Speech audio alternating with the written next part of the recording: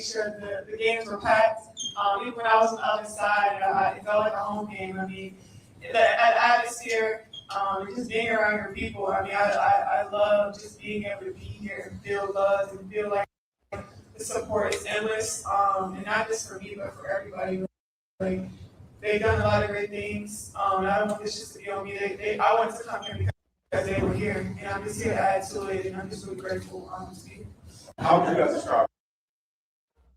Yes, it's still going, y'all. It's still going. I want y'all to hear the whole video.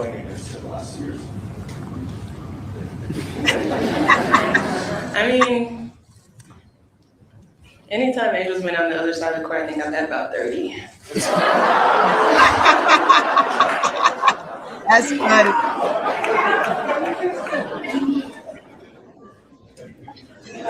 I'll leave my mic down. I feel like with the addition of Angel being here, like I said, like I feel like she's the piece that we needed to get us over the hump. I feel like she's a great player, and I feel like in Atlanta, like she really can spread her wings and show all parts of her game. I mean, we all know she's one of the best rebounders in the league, but I feel like here in Atlanta, like we're able to show that she's more than a rebounder because Angel's a bucket. So. Let's hear that again, y'all. She said what? Let's hear it again. Let's hear it again. I feel like with the addition of Angel being here, like Ross said, like I feel like she's the piece that we need to get us over the hump. I feel like she's a great player, and I feel like in Atlanta, like she really can spread her wings and show all parts of her game. I mean, we all know she's one of the best rebounders in the league, but I feel like here in Atlanta, like we're able to show that she's more than a rebounder because Angel's a bucket. So she'll get to show that here in Atlanta as well. Hey, I just had to put my hands up, y'all. I just had to put my hands up. She said, what? Hey, that's what I'm talking about. and then stutter. And then stutter. Absolutely. No, big girl. That was some other nonsense. Look, man. She said it best, right? To showcase this young woman's talent across the league with everything she has to offer is the most important thing for her. It's the most important thing for the league. It helps the league as well as the team she's on, right? Because if you could get the best out of a player like this, you can see much more happening. The even more the even keel, I would say, excitement. The matchups would be better. Her being able to just be free, carefree, to have that energy on the floor, even when she's playing. She's such a passionate player, and she likes to say things. She likes to dance. Like, let her be her. This is when you get the best out of your players, when you allow them to just be free and be themselves and don't hold them in a box. I love it. I mean, this is amazing. And like I said, they met her. They met her up with her as soon as she got off that plane. Guys, what better way not only to just have Ryan and Leash go, right? You had everybody, Ryan, Leash, Canada, Jones. I mean, they were all there for her. They were all starters were there. All starters wanted her. All of them agreed to it, including her wanting to be there. And that's a solid foundation. That's a solid foundation, y'all. You can't ask for to be on any other team other than that. I'm gonna tell you, I saw that in the Aces for a minute when Plum them were there, but for some reason they masked it very well, because you wouldn't have known that there was like any animosity coming from Plum. And I don't think it was animosity, guys. I just think that Plum wanted her own team, and she maybe at one point she thought she would be able to take over the team from Chelsea Gray. No, the next person to take over that team is Jackie Young, right? They groomed her for that. They allowed her to get better. They allowed her to work on her game. And that's the same thing we're seeing with AR, right? She's now with a team that's going to allow her to be herself and allow her to grow, because she's already that girl. She is going to be the biggest once she's able to be free and work on the areas of her game that is most important to her. And watching her put up, more than just 10 points or 15 points every other game, right? Maybe a 20 piece here, maybe 12 there. You're going to see her do something consistently that you haven't seen her do in the first 2 years, because she just haven't had the space or the place to do it. She wasn't comfortable with being able to do it because of the atmosphere was there. I think if Teaspoon would have had another year, we probably would have been able to see it.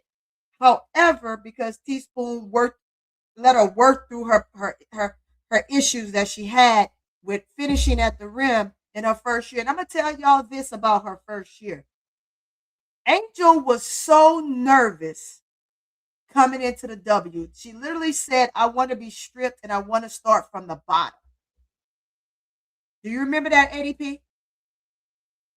She literally said she wanted to be stripped and start from the bottom, right? Yes, she and, did. and so coming to the W was stripping her of all her power from the basketball standpoint, and she wanted to come to where she had to earn her way and prove herself. So the first year, and Angel admitted it. She said it. I was so nervous. I was so scared this year. I was really, really scared this year. So being scared and nervous can you will miss buckets, because then again, remember, she wasn't the tallest. She's only 6'3". She's tall, but she's not the tallest. Good job, buddy. She's not the tallest, so her too having to adjust herself, because she's always been the tallest. She's always had to had the right of passage to do whatever she wanted to any player in the paint that she wanted to. Right? Now you're in a position where now you're the fighter. Now you're the one that's the underdog and got to figure out a way to get through it. And so that caused her, it was a cause and effect of her first year. So she had those mistakes, and those mistakes were going to be there, right? Did we wish it? Did we want it to be that many? No, but however, she grew from it, and the next year she came back, and she stood out well. She had the first 7, 8 games that was booty. I mean, it was straight garbage. But we didn't know that she literally had surgery on her hand and was wearing a cast. It's a self-steel cast that it goes around the thumb, and I know because I had it while I was doing martial art. I tore all the ligaments in this hand, right around this thumb. I tore it all up. It's a self-steel cast that goes right around your thumb, and it sits and it snaps across here. But right here, this is stable and solid. So the black wrapping she had held it together so she wouldn't damage where she was stitched. I said that while I was watching the game, y'all. I said she has a cast on her hand. It's a self-steel cast, plastic hard self-steel cast on her hand. So she wasn't able to do the things that she wanted to do. However, that we're not going to use that as an excuse for the piss poor play that she had, because there's other things she could have done, right? She could have taken a shot.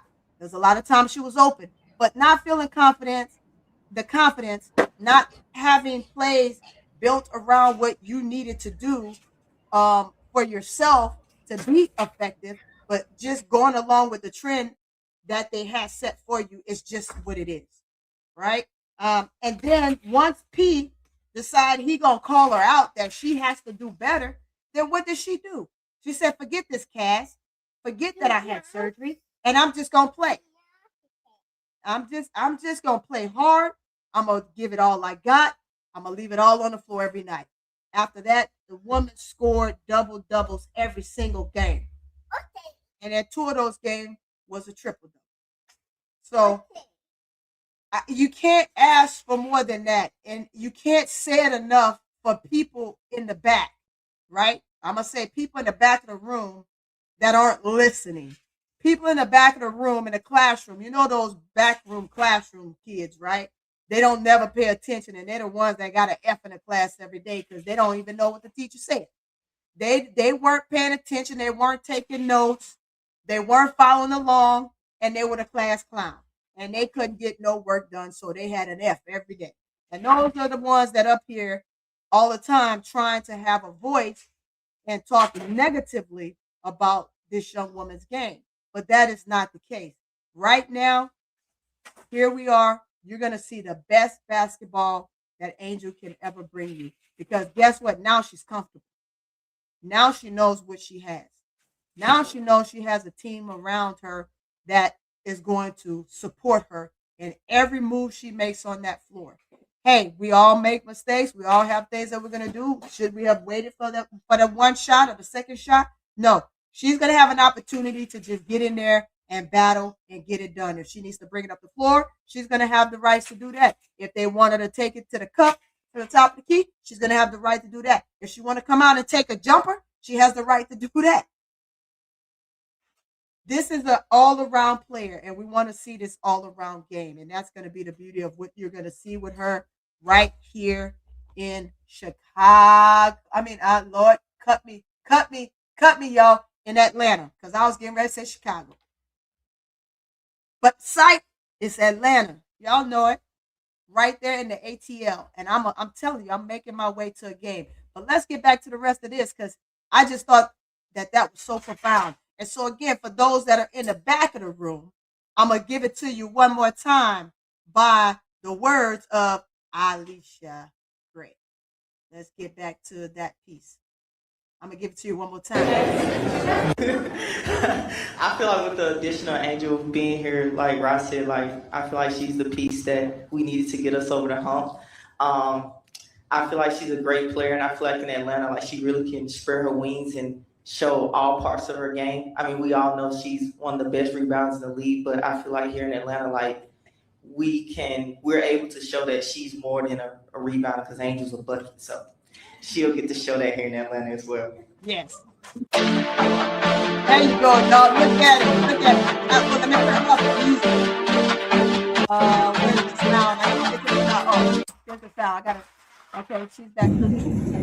Luckily I was in a situation where it was mutual on both sides, and I was able to choose a destination that I really wanted to go to. I was able to see what Atlanta was able to do after 1 year, and bringing the core back, I didn't know, but I was really sure that they were going to come back, because I felt like they loved each other. I could feel the sisterhood just on the court, off the court, and looking at them. Obviously, I've had a relationship with Ryan and Reese. She played against Nas, seeing her development and what they were able to do, see Bree Jones, and then see JC and Pow. So it felt like the right situation for me. And I felt like I was able to come here and help the team in any way I could. Coaches and the GM that really believed in me was something that I was really, really wanting after my first 2 years, and I'm really, really excited to be here. We weren't just here for work, but we were here for family. You have Angel talking about coming here for the people. You have Bree and Jay's talking about staying here for the people. Basketball is what we do to, make our money, to make our businesses, but you still need the support around you to want to feel wanted and, want to actually have fun at what you're doing. And so I think recruiting, yes, we still want to win. We still want to, have a lot of success, but it's easy when you actually genuinely care for the people that you're recruiting, and it shows. And it's not just a ploy to get them to come play with you. Whoa, that was a mic drop. That was a mic drop. Take that, freaking take that. That was a shot and a mic drop, Tony. You know that, right? You know that was a shot. We didn't even expect that, right? At the end. Yes. Yes. Didn't expect that. Oh my gosh. Didn't expect that. It is what it is. Let me tell you something. You heard what she said, right? It ain't nothing like being around. You say hi to everybody. Say hi. Hi, young man. Look, Harvest just left, Tony. She just left. Girl. I had to take you to the playground. It was crazy. Oh, here you go, Big Dog. Look, let me send it to you, Big Dog. I'm gonna send it to. Hey, y'all. This link is for Big Dog and Miss D. Okay. Hold on. Let me drop it in the link. I promise you, if someone else come up, it ain't that type of party. Don't be in your feelings if I don't click you from the back room. Okay. Don't play with that, buddy. That's gonna hurt you, okay? I don't want you messing with that. Leave that Let me see alone. how much charge I got. Okay, I'm gonna put charge up. Don't mess with it, buddy. Don't mess with it. It's gonna hurt you, okay? I don't need you to help me fix it, okay? Go play with your toys. There you go. Let me get him up here. Let me get him up here. There you go. What's going on, big dog? What's Oh, going I on? want. Hey, ladies, how are you? Good evening. I'm Hey, about to hey. trigger a lot of your audience, so I want you to say what you got to say first before I start talking. Nah, you good. That's why I invite you up here. But let me just get this last piece out. You saw what Ryan said at the end. What Ryan said at the end is all that Angel has asked for.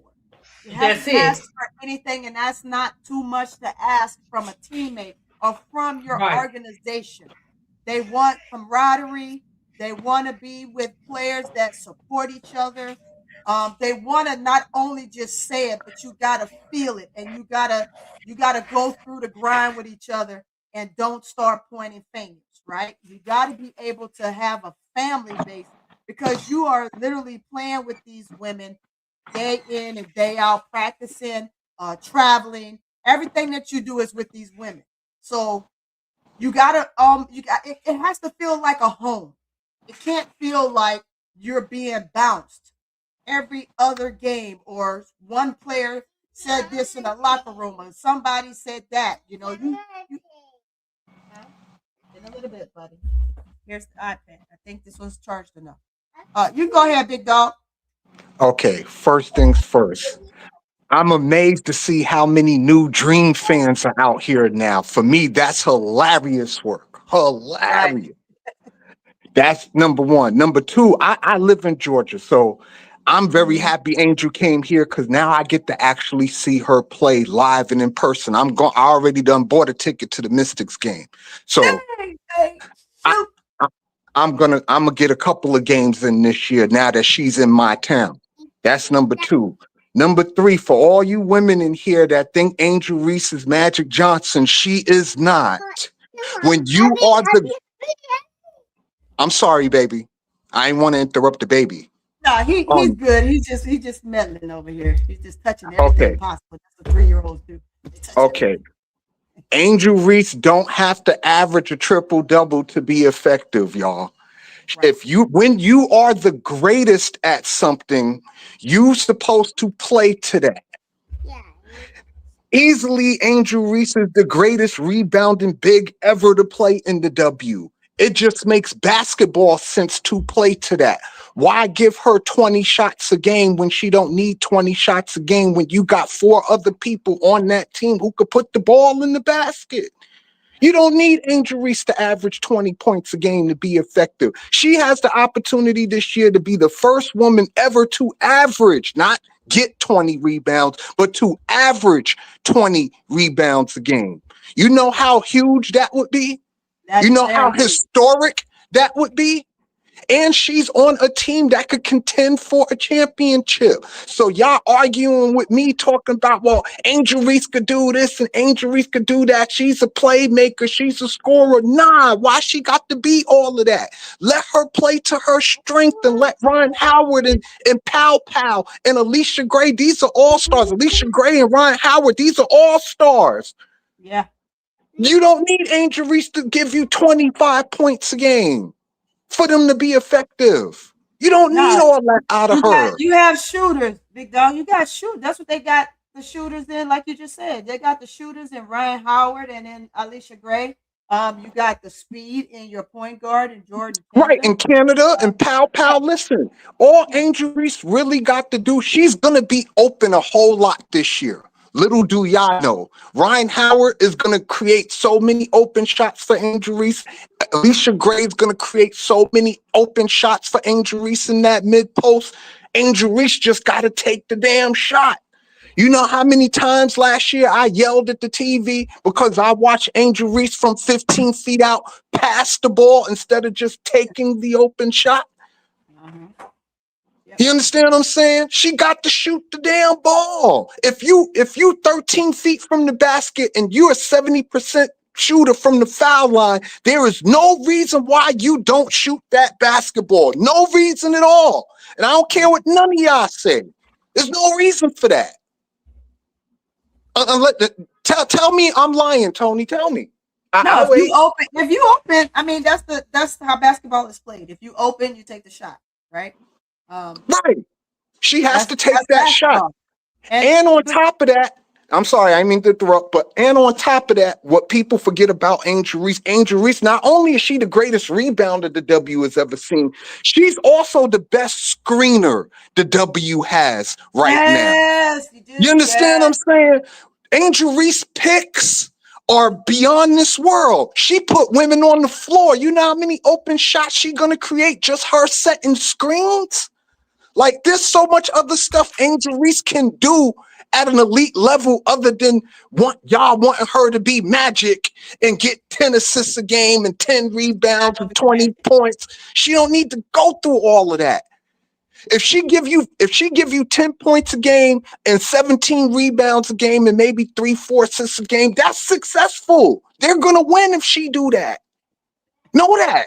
They're going to win. The point is to win the game. To win the game. That's the point. It's not about statistics. Russell Westbrook won the MVP in 2016 for averaging a triple-double. You know what happened to Russell Westbrook his MVP year? The Oklahoma City Thunder got knocked out in the first round, and all that meant nothing because they didn't win the game. Right. The point is to win the damn game. And now she's on a team that could win the damn game. Y'all should be happy for her. Look at what you just said. Keyword, right? She's a winner. She want to win. So whatever it takes that she has to do for them to win, she's gonna do. That's out of her own mouth. We all know that. I think that we have some people that love this situation for Angel so much. They just want to see her do that, but she doesn't have to do that, guys, because you know why? She's gonna get it quietly with a team like this. With a team like Chicago, she had to be bold, she had to be beautiful, she had to stand out. Here she doesn't have to. So I totally agree with you with that, big dog. All right, well, let's go through the progressions, right? Year one, Angel Reese. She was already the greatest rebounder. Come out the gate, she was the greatest rebounder. But year one, Angel Reese couldn't get you a bucket. Year two, Angel Reese, however, was able to put her shoulder down and get to the rack and get you a bucket. She just was unwilling to shoot the mid-range. Now, year three, Angel Reese is going to have all this space in the mid-range because Ryan Howard's going to attract people. Alicia Gray is going to attract people. She's going to be setting screens left and right. She's going to be open for a lot of pick and pops, a lot of them. All she got to do is shoot the damn ball. Just shoot the damn ball, Angel Reese. Even if it don't go in, you still have to shoot the damn ball. She's ready this year, big dog. She's ready. So that goes back to what I was saying earlier, right? Like we wanted Angel to do that so much at the beginning of the season last year. But like I was explaining to everybody, just the sheer fact that she has surgery on her hand and not even less than 2 weeks she's on the court and she has to play because it's important for her to play because she's the biggest piece of Chicago Sky at that time and has to play.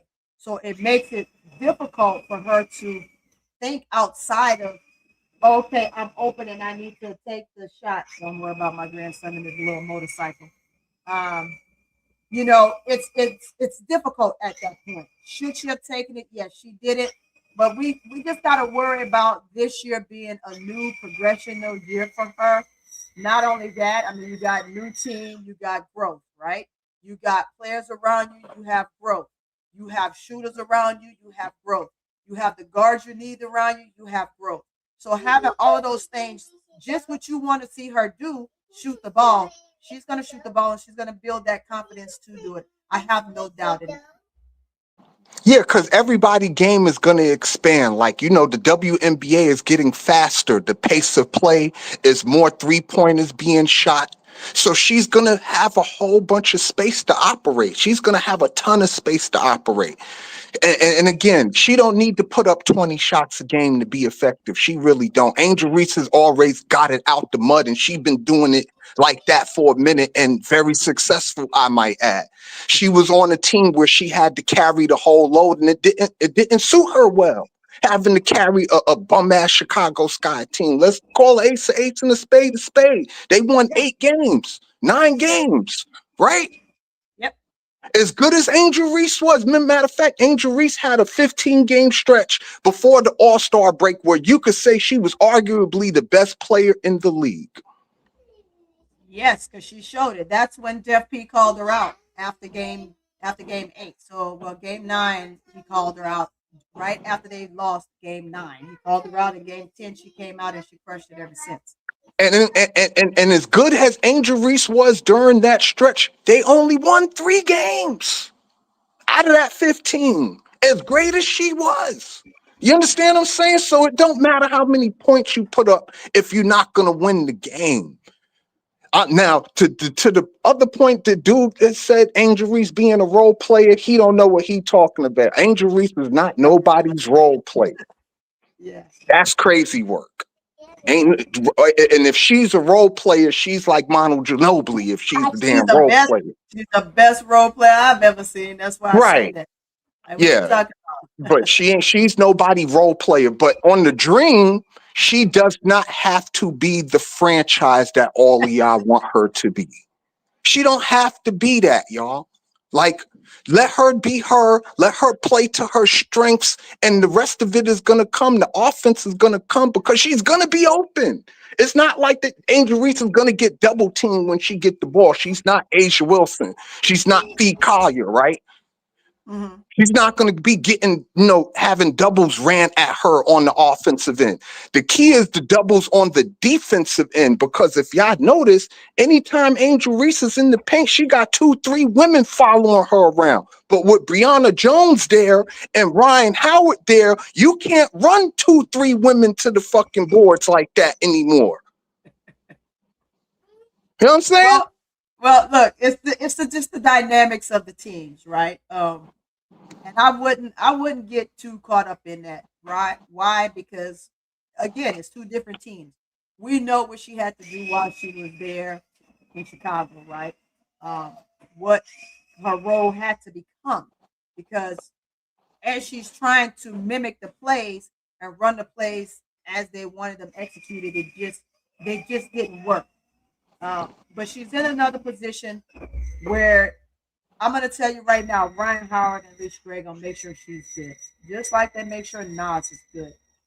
Listen, she's going to be have a good. lot of things that's going to be open. And yes, will she be a franchise player at some point? Yes. Yeah, of course she is at some point. But right now, ain't that point. I mean, it's the same thing with Asia. Asia had to grow into it.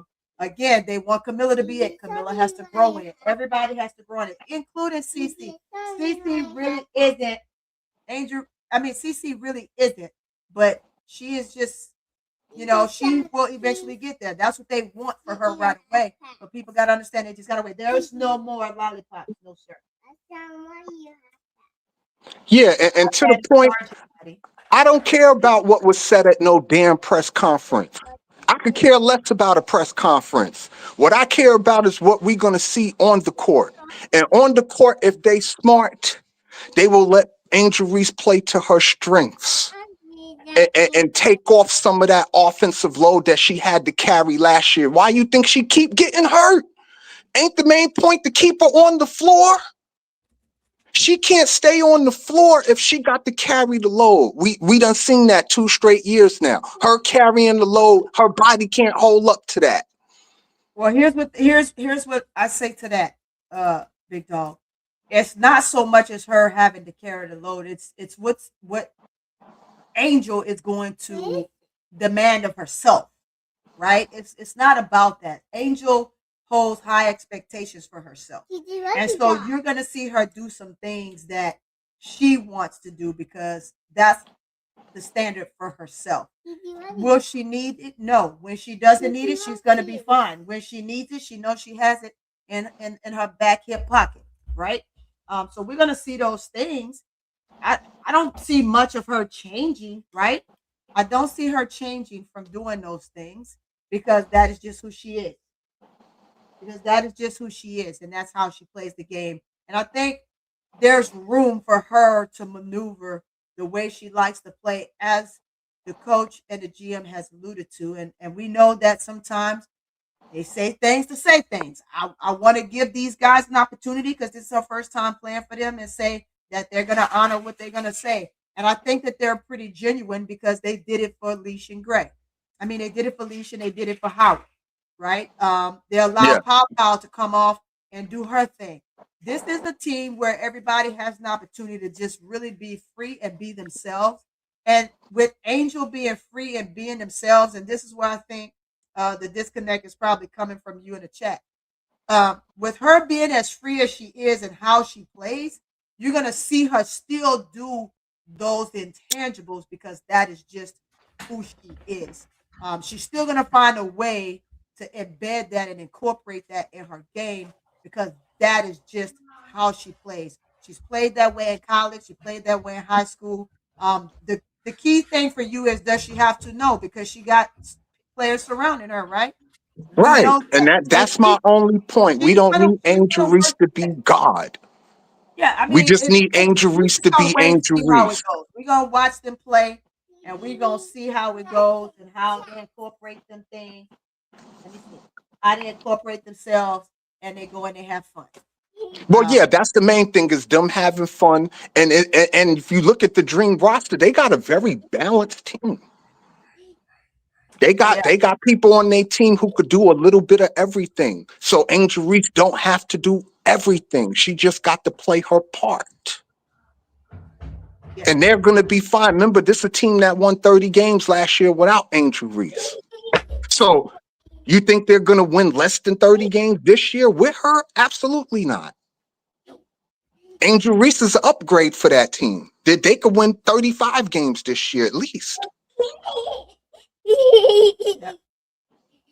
So I'm very happy for her. I'm happy she's on a team that she could actually contend for a title with. Right, That was my main thing. Get her away from the trash ass Sky and put her on a team where right, she could actually win. right. Let me get And now she's on a Mattel. team that she could actually win. Yeah, I'm gonna And get I'm happy Mattel for up her here. for that. But I'm not sure if Tony sees me. There you go. I see you. I see you. What's going on, MSL? How Hey, you doing? Hey, can MSL. you hear me, Tony? Yeah, I can hear you. Can you hear me? Okay, I guess this is my first time, but this is the first time on YouTube, period. Because I What's heard this up? person. What's going on, Oh, Tony? What's going on, sweet Tony, Tony, Tony? Hey, Tony, that's me, man. We've been having some chit chat down Yeah, there man, for we've a been while. having, It's good to hear your voice. I yeah. know, right? And what's up, Right? ADP? What's going on, ADP? What's up, MSL? And what's What's up, up? little dog? Little dog. What's up, little dog? What's up? Oh, you What's up, big pow dog. pow? Hey, What Yeah. up, watch your y'all? mouth. You don't know me, bro. Go ahead. Go ahead, No, MSL. but you know what? Let if I'm allowed to talk, because I'm hearing echo. If I'm allowed to talk, I'm Go gonna ahead. make a bold. I'm gonna make a bold statement and back it up. Is he still talking, Tony? Because I'm hearing cross talk. No, it's you. Okay, I'm getting an echo. I know what it is. You It's hear an my echo. grandson in the back. I'm gonna have to try to ignore it. I'm getting an echo on my end.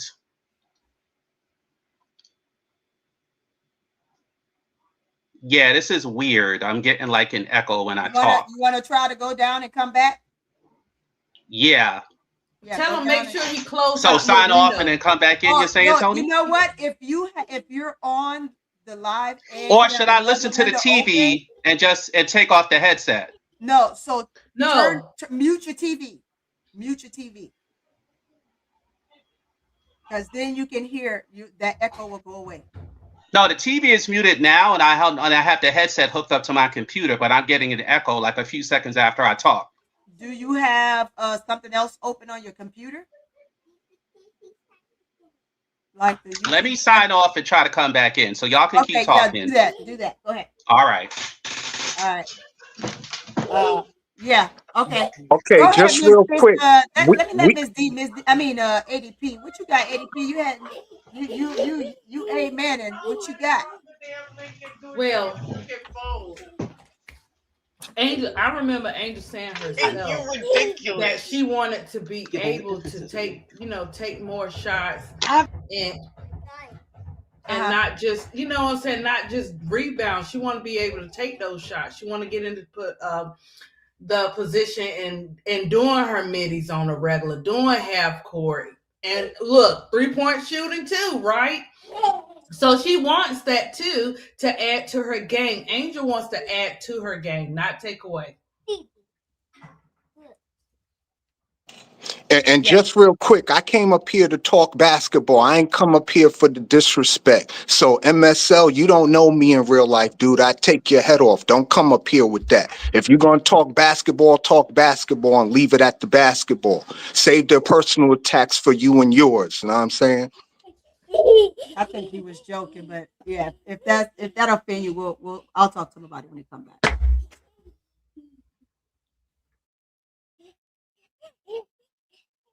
One more time, I'm gonna toss it.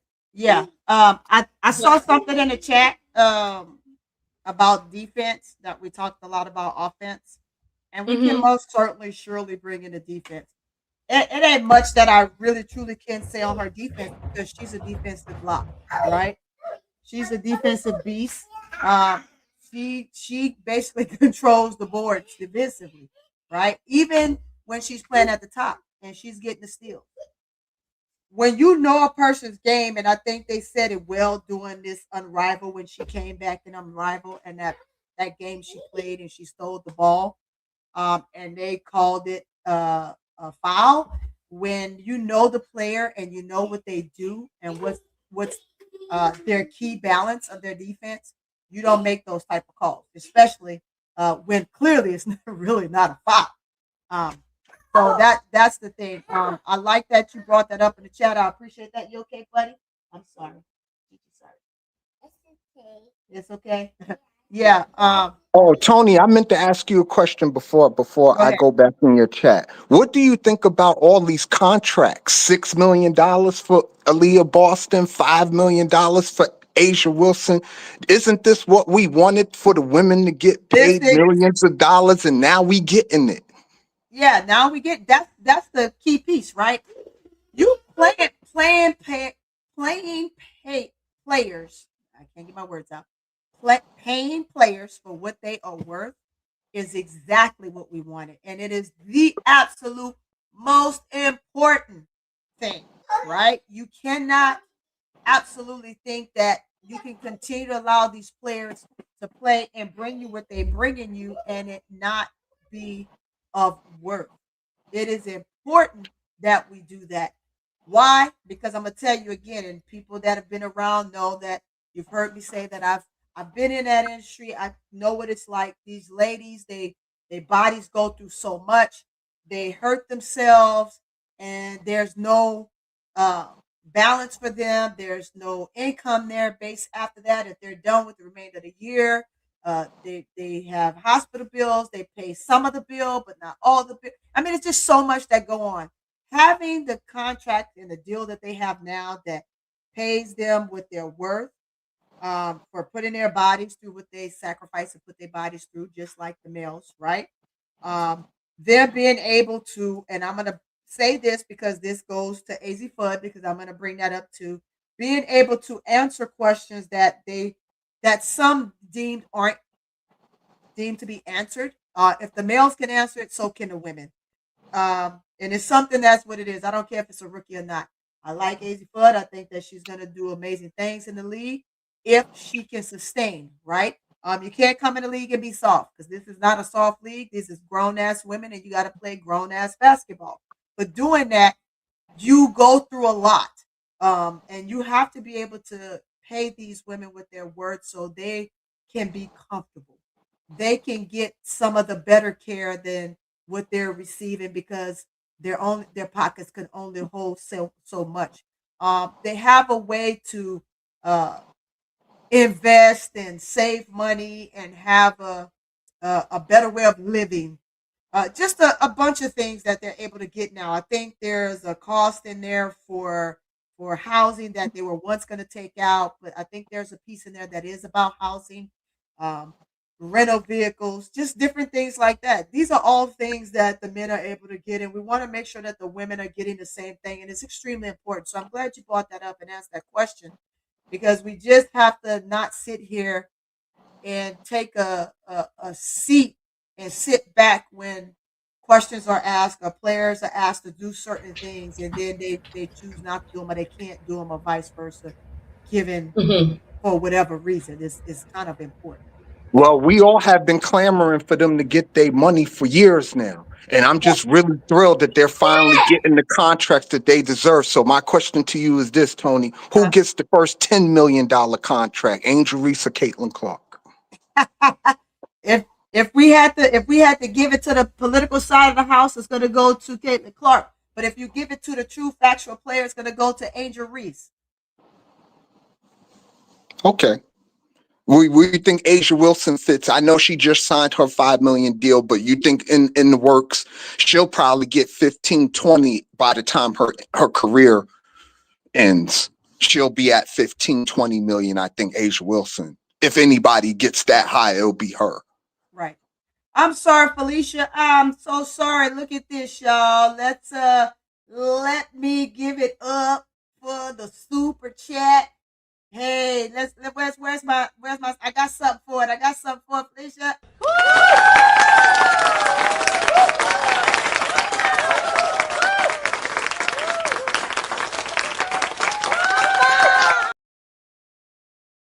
Thank you so much, Felicia. I appreciate the super chat. Thank you for the $5 super chat, says Tony. Tony, play the video I sent you from what she said. It sounds like she wasn't given the okay to take shots. Nobody want her to be Magic. Why you mad? Okay, let me look at it. You sent it to me in my DM. I'm not mad. I might sound mad because I'm a New Yorker and that we just sound New angry Yorkers all of have the a time. strong accent. Look, I already know that. Look, I dated a guy from Jersey when I was stationed in Korea. I was so look. I don't want to say like I was afraid of him, like I was afraid to date him. Like I loved dating him, but he like scared me because he was so passionate about everything. Yeah. Oh my God. Yeah, That's that's all it is. upstate. That's upstate for I'm you. just passionate. I'm not angry at all. They are very passionate. So y'all please do not say Same thing with Brooke. like that. He is just very passionate when he talks. I understand that. I know that. That's one of those key things with traveling the world and being around people. But I'll tell you, I adored that guy, boy. We just, and you know how military life is. You move away and then distance happens. Well, you sent it to me. I'm looking, Felicia. I'm looking. This where you sent it? What you sent it to me in? We don't want to hear about you dating stories. Lame ass New Jersey. Hey, don't be talking about my. Hey, that was my heart. You have no idea. It just look. Goon, what? I moved from Korea. Goon think I'm his girl. I ain't worried about Goon. Goon is funny. Where you send it? Let's see. DM and in Instagram. You know what? Let me go to my email because it might be there. Let's see. Let me get to it. I gotta catch up to speed. And ADP, I meant to ask you too, while you up here, do you think the Dream could make a finals run this year? Of course. They will. They will make the finals. I don't think they getting past the Liberty though, but that's neither here nor there. Oh, okay. We'll see. That's his team. You know what I'm saying? We'll see. We'll see what happens. Hey, drop it. Can you drop it in here for me? Drop the link. It's gonna depend on team chemistry and who wants to eat the most. That's what it's gonna depend on. Instagram. Look, everything looking good on paper, but I can tell you the Liberty and the Dream for sure, they got it going on. Yeah, I know. Don't nobody want to talk about my Liberty, but the Liberty, you got 4 All-Stars on the floor at the same time. That's going to be a crazy look, especially if they get the gelling. And I don't know if you heard today, they just signed Breonna Stewart and Sabrina Ionescu the long-term contract. So that core is they set got now. 3-year contracts. Yeah, so the core for the Liberty is set now in stone for at least the next 3 years. So I hear it. it's gonna be very interesting to watch. It is for all these teams. It's gonna be very interesting because you can have a stacked team I'm full of looking, I dogs don't and see it, still Felicia. may not make it to the playoffs. So it's gonna depend on who wants to eat the most. And don't sleep on Toronto. Yeah, I'm gonna send a link to you, bro, Clark. I won't sleep on Toronto because Sandy up to something. She too quiet for me. Let me tell you something. Sandy made some moves that Sandy is a very a good winning coach. But I want to make sure that people understand that Sandy by no means is going to take anything sitting down how she was removed. She's not going to take anything sitting down how she was removed from New York. Wait a minute. I thought, okay. See, now we in this new year. You got to run that back. So Sandy didn't just leave. So was that when they had that presser Tony and her and Stewie was shocked? You remember that? Yeah. So they didn't know. Neither one of them knew at that time. They didn't know. No, remember. Oh man, that's cold. The players was like, what? Right. When they I asked remember that question. They didn't know. That's crazy. Of course they knew. I think they knew all along, but that's another story. That's more conspiracy than anything else. Yes. Look, man, y'all got Satu Sabli, man. Satu always wanted to play with Angel. Unfortunately, hey, I'm not gonna say nothing else. I just think where Angel at is just amazing. I'm cool with it. She's just a player that everybody wants to play with. I appreciate that about the league right now, that they know who they can turn to when they need somebody, if the player is available, right? So that's a key piece. I love that. I just love it. And Tony, I'm sorry, I don't see it. It's gonna probably hit me late, Felicia, because I looked at both and I don't see it. Yeah, sometimes they do when you send it to when they send it to the IG and stuff. Delayed. But also too, Tony, I said this on my live. Royal. I said Angel is gonna be the one that bring more. Well, she always brings out more out of the players, but that Ron Howard, you're gonna see a balance of that tone and that too. Watch. Oh, okay. And she's in the mecca of music too. Angel Reese gonna be in a lot of people music videos. The ticket prices here done skyrocketed 200% ever since the trade. It's gonna be crazy work out here in the ATL. Well, and Jordan Canada is coming out with her music. So what better way to have Angel up there? You know what I'm saying? You just never know, because she's working on some stuff too, Jordan Canada. Yeah, I'm just saying it's a win-win for Angel either way. That's what I care about. Yeah. It's a win-win for her. Of course. She's already surrounded. The minute they knew Angel was coming, everybody was talking. She protected. She ain't got to worry about nothing up in the A. I promise you, she don't. Because one thing about ATL, they take care of their own. They don't play. So she's going to be she's going to have her security, but she also going to be well taken care of. Like I was saying earlier, you know how the rappers go to different states and they covered. They can't be touched. Like you know how the music, Bro Clyde can vouch for that, where they can go to different states and be like, okay, don't mess with them. You know what I mean? So are you going to catch a game this year, ADP? Oh yeah, me and She Wiz, we're gonna sit down and see what games we're gonna go to. We gotta sit down because they got a lot of games. Yeah, they do, but the prices are really crazy now. Like the Mystics ticket I bought, that shit was $160. You know what I'm saying? Now, mind you, this same ticket last year was only $35. Yeah, I know. Look, BD, I'm just walking on faith. I already told the Lord that I need my tickets and I'm gonna have my tickets, so I'm gonna be at some games. That's all I can say. Look, because life is real, bills is real, but hey, I don't ask for a lot, and these games are gonna be my special treats. So look, I don't see my little stash yet, but I'm getting my tickets. So yeah, Y'all keep talking. I'm trying to make Felicia a mod. Hold on. But yeah, Tone, they got a lot of games. I was looking at the list. That's why I was telling me and She Wiz, we're gonna look and see. And I know you guys said y'all probably come this way to like a couple of games, so it's gonna be good. We don't never know who we gonna see this year. Yeah, it's gonna be exciting because we got a lot of people here. It's gonna get packed. Yeah, I have a referee buddy that I'm trying to. Man, she's trying to work her magic, but she's like, good God. I'm like, I know. Like, just do what you can, find it, make it happen. Yeah, right. Rob Peter to pay Paul. I need a ticket. You need a ticket. I said I gotta put on my second voice so I can get my. I made you a mod, Camilla and Felicia. Hey, Williams. Hey, Tony. Hey, what's going on? I see you, MSL. You back? Is the echo gone? All right, how y'all doing?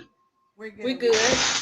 Yeah, I finally don't got the echo. I've been, it's funny because with all due respect to Big Dog, I mean, just to make an intro, because I know you've been involved in basketball yourself, Tony, but just so you know, I played high school, I played a little college. I was also an agent and a scout, over the years back in the day as well, along with watching ball. And I don't say that to say I'm better than anyone else. I just say it to give perspective, just like when you watch basketball, I watch basketball, and you see it over the years, right? So in regards to Angel and LSU, right? We all know she was the number 1 or 2 player coming out of high school, depending on how you want to look at it. We all know she was a wing when she came out of high school. She went to Maryland. She averaged 17.8 points a game her freshman year. Then she broke her foot and the average fell to about 10. She came back with almost 18 her second year, etc. She transferred to LSU, averaged 23 points, 15 rebounds. And then they brought in the other players. She averaged about 18 and change. And then because they brought in Anissa and the other players, her average went down, which she willingly did, etc. And we know what happened when she came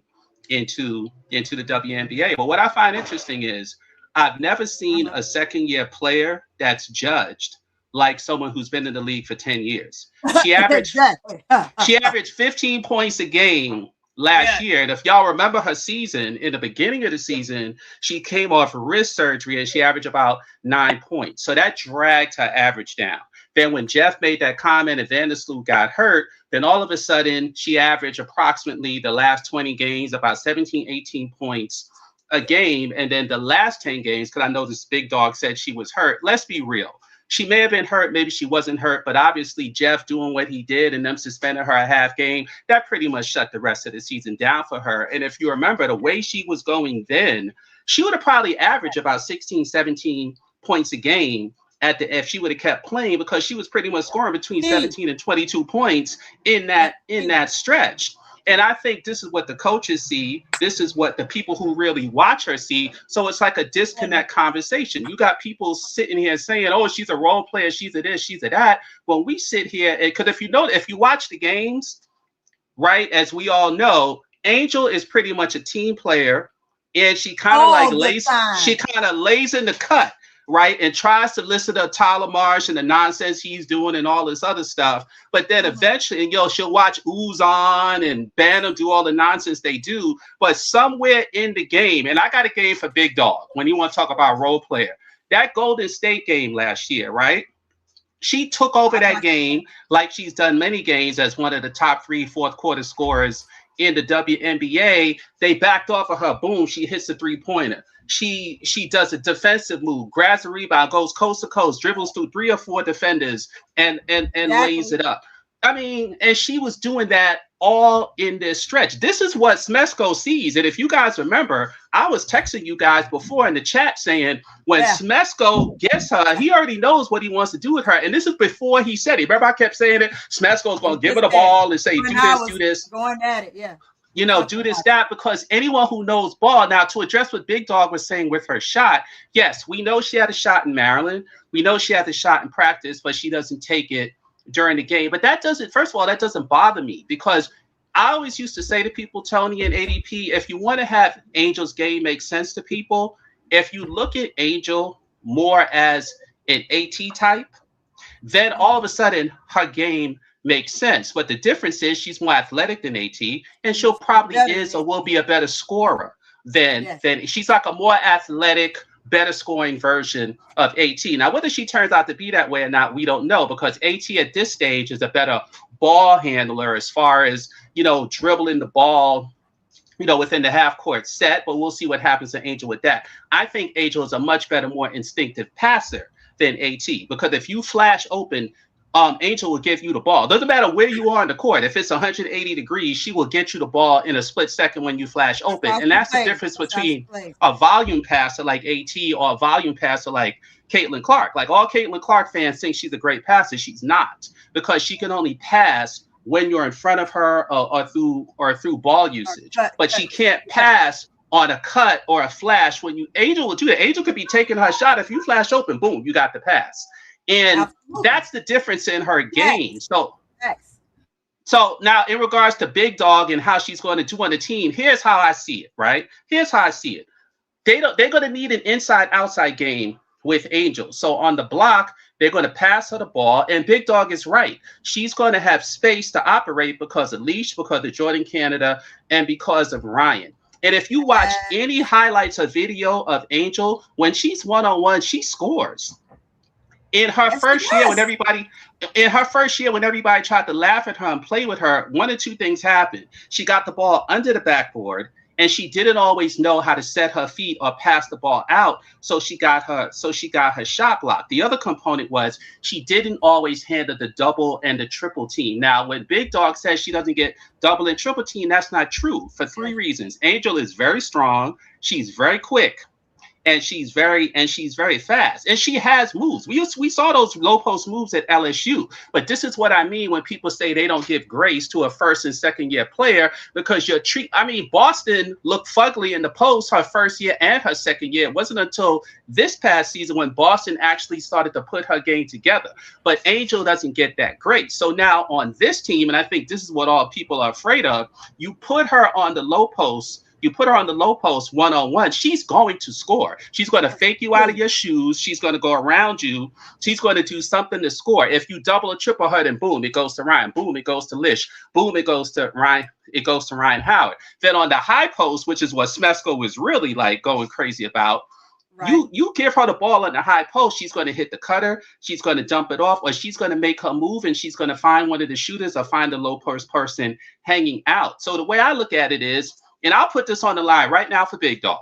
I'll put it on the line right now. I would not be shocked, and I've been texting this the last few days. I would not be shocked if she averaged 20 points, 11 to 12 rebounds, 5 to 7 assists, 2 steals, 1.5 blocks, and be top 3 in the MVP. Because if Smesco uses her the way he's saying he will, she's either going to score, get fouled, or pass the ball. That's it. And that's it. And anyone who watches Angel knows this. It's a no-brainer. And the last thing I'll say, because I know I've been talking, is I find it funny when people talk about Angel, they say rebound, rebound, rebound, rebound. And anyone who watches Angel, that's the last thing we ever come up with. That's not the thing about her game that excites us. Not at all. Like, you also, when Big Dog said she gonna average 20 rebounds, I said, I got to get on. I said, first of all, it's physically impossible to average 20 rebounds, especially on a good team like this. But how is that what you see? So I take that as a diss when they say, oh, if she plays her role right, she's going to average 20 rebounds. No, if she plays her role right, she's going to average between 14 and 20 points, between 5 and 7 assists, between 11 and 12 rebounds. She's going to average, have, last year she had 1.5 steals. She'll probably, because here's the thing, with Chicago, Big Dog brought up the load that wears her down. Well, here's the thing, when you're on a good team, you don't have to play as hard and do as many things, or you can play even harder, but because you can get rest for 8 minutes or 10 minutes, your minutes become more dynamic. So now she can go out there and dribble drive, right? Because she knows she's going to get the rest. When in Chicago, you may have to pace yourself. Now, so I don't see how And what I think is going to happen is, and Leash kind of talked about it, if we know Angel the way we know Angel, we're not saying she's going to be the best or most dominant player on Atlanta, but we sure as hell would not be shocked if that happened, because just listening to what Smesco says, Smesco is like, yo, we got to get the ball in this girl's hands. And Big Dog is sitting here saying, well, is she Magic Johnson? No, she's not Magic Johnson at this stage, and I'll say this why. Because she hasn't played point guard since high school or whenever she played it, no. Can she dribble in the half court all day? Whether it's her conditioning, I don't know. But Smesco called it right. It's dribble penetration. When she gets the ball and makes her move, she dribble penetrates. If you cut to the basket, if you flash open, if you trail her, if you follow her, she will get you the ball. That's what we're talking about. And it also allows her to play off the ball so Jordan Canada and people like that can do what they do. And that's the difference. She doesn't have to have the ball in her hand the whole game. But when she does have the ball and make her move, she'll find it. And or she could be on the high post like she did with Camilla and pass the ball. And the thing with Camilla, which made it so bogus, was I've watched all these games and all these highlights, right? She's passing the ball to Camilla sometimes beyond the 3-point line. And someone like Fee is guarding Angel. So this thing about her not, that's just nonsense. Secondly, Angel was the only one who can get Camilla the ball, who can consistently get her the ball. No one else on the team can get her the balls, including the guards. So when Jeff said that, you knew that was total, complete nonsense. And Angel was the only one who wanted to get her the ball. The other ones were just chucking up shots so they could get a contract. So that comment made absolutely no sense. And Miller knew that as well. Matter of fact, we seen plays where Angel dribble penetrated and threw wraparound passes to Camilla and E. Will. Remember that pass against Dallas where she went in the lane and 3 people converge on us, as Big Dog say she don't get triple team. 3 people converge, and she threw an over-the-shoulder blind pass to E-Will for a layup. Or that one against LA when she was on the mid post and she caught the ball, looked around for the defense, and Ariel Atkins cut through and she threw like a whip around bounce pass, boom, and everybody's like, whoa, this is what Smesco sees. This is what Smesco is looking at. This is what Smesco is like, I cannot wait. And for Big Dog, a lot of us called this even before Smesco made his first speech. We was like, he is going to go crazy knowing what she can do. And it's kind of bad because when you're on Chicago, it's a terrible team. Nobody watches it. Nobody cares, or it gives them an excuse not to watch it. So what Leash was really saying, Tony, what Leash was really saying, ADP, what Leash was really saying, Felicia and Big Dog, was now you're on a big enough stage so nobody can fake the funk and say you didn't see her play. You didn't see her play. So now you can't come with these fake ass, whack, silly narratives saying she can't do this and she can't do this. And then here we are like keyboard warriors saying, no, like samurais, saying, no, she can, because you'll see it for yourself. And at that point, if you don't see it, if you don't acknowledge it, then you're just a damn fool. Yeah. Well, may I respond? What I would say, hold on a second. Sure. I listen to everybody. Can I go, Tony? Yeah, give me 1 second. Okay.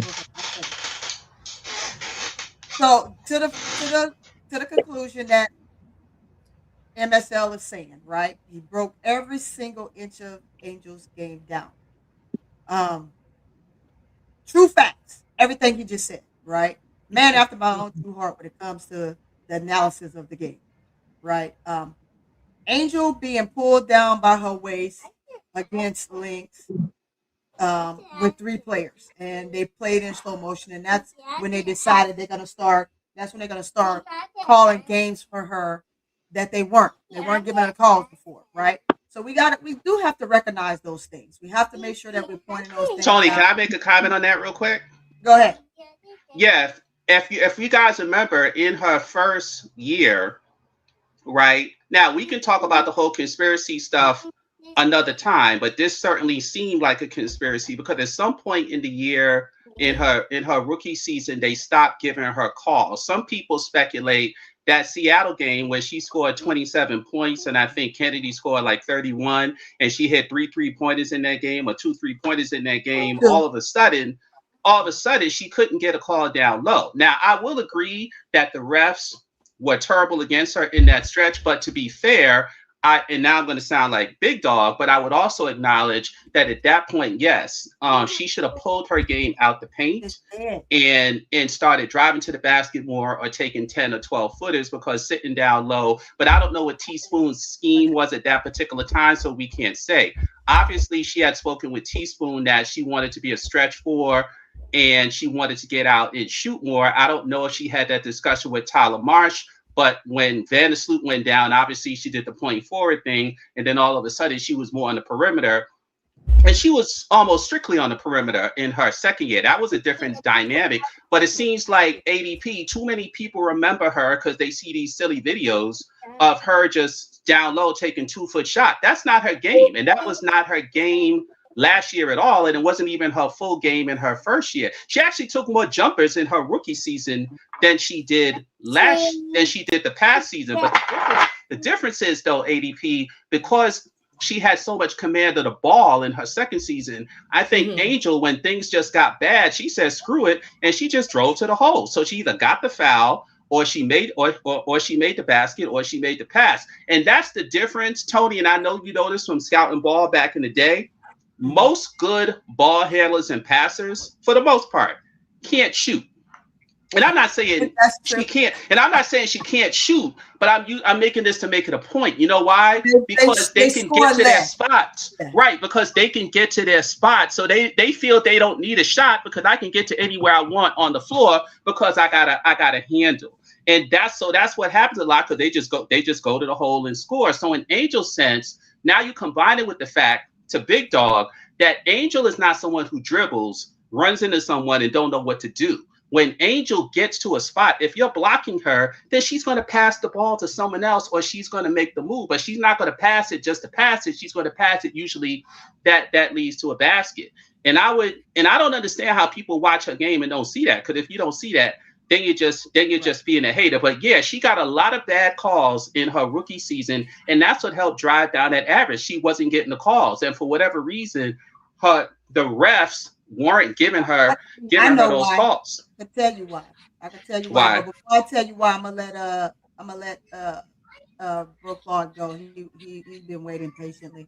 Real quick. That's because remember they were trying to do the rookie of the year, right? And so when she's given the ring, she's on the line to actually be the favorite to win it, then you have to do some adjustments. Fair enough, Tony, and I'll make you laugh. And I've texted this all the time, but I just want to say it since I'm on the air now. She never deserved that rookie of the year for this one reason. You cannot be a good player, mind you, a great player, if your coach has to substitute you at the end of games or in close games because they don't trust your half-court offense or they don't trust your half-court defense. And I saw too many games in CeCe's rookie season where sides benched her ass in fourth quarters. Steph White did the same thing, and then rumor had that she just said, you know what, we can't do this. Let's just bench your ass for the whole year and say you're injured because she don't really like her as a player. We know that. But the media, and the next time we're on, I'm going to break down the whole thing of Angel and CeCe from college and how it transpired and all the dirty work that was done behind the scenes and how we got here with CeCe. Yeah, we'll definitely have to connect for that for sure. But I know that's for another day. So let me let Bro Claude get in here. Go ahead, Bro Claude. You've been waiting so. What up, Bro Claude? What's up? What's up, y'all? Okay, everything that you said, I got you, Big Dog. You right after Bro Clark. Go ahead. Everything that you said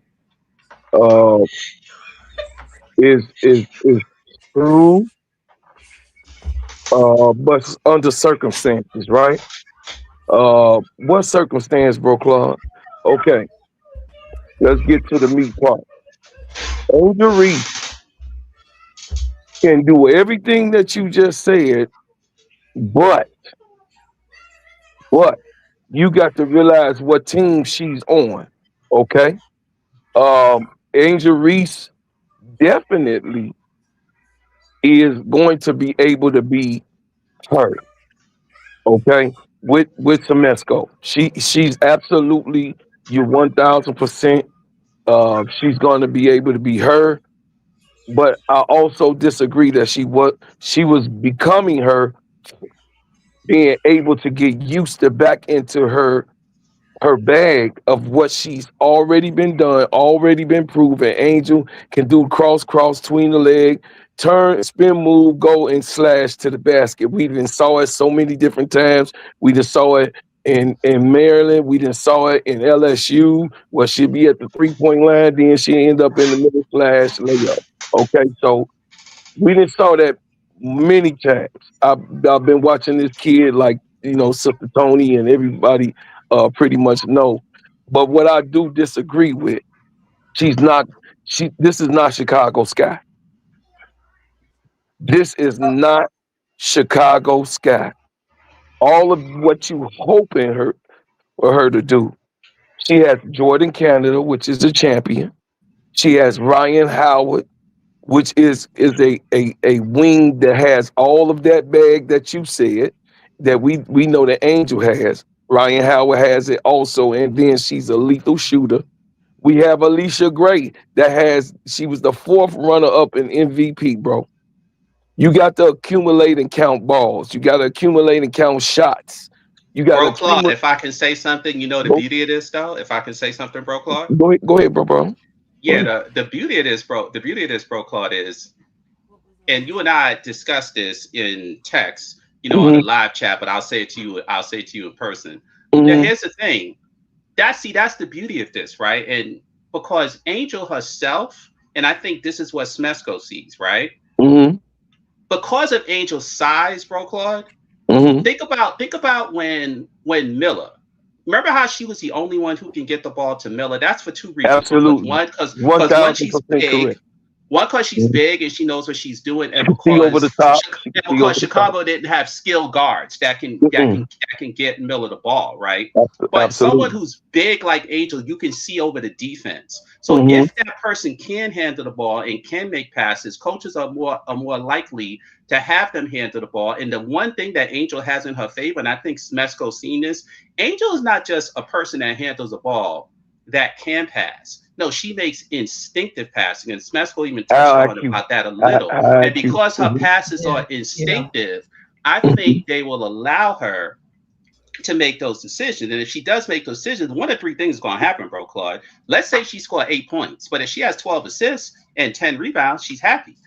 If she scores 30 points, right, because they play her one-on-one the whole game, I don't think Leash is going to get mad. I don't think Ryan's going to get mad. They're just going to say that's the way the defense played. So what I'm saying to you, Bro Claude, is it all depends on how the defense plays, and we don't know what's going to happen. We don't know if she's going to score 8 points or 12 assists, or she's going to go 30 points. Yeah, that's my circumstance. See that now. See, yeah, let's see how it plays out. We don't know. Let me share that with you, because you're 1,000% in line. And then of course Sister Tony because she and I, and yourself and we all played. You know what I'm saying? I'm from Chicago, so hey, Chicago, like on your promo, right? Chicago. In ADP, ADP is an analyst, and she's very detailed. With that beautiful artwork. So when you got an artist, when a person does artwork, they pay attention to detail. I was coming to you, ADP. I wasn't forgetting about you. You was like everybody. Look, you was everybody play ball and stuff.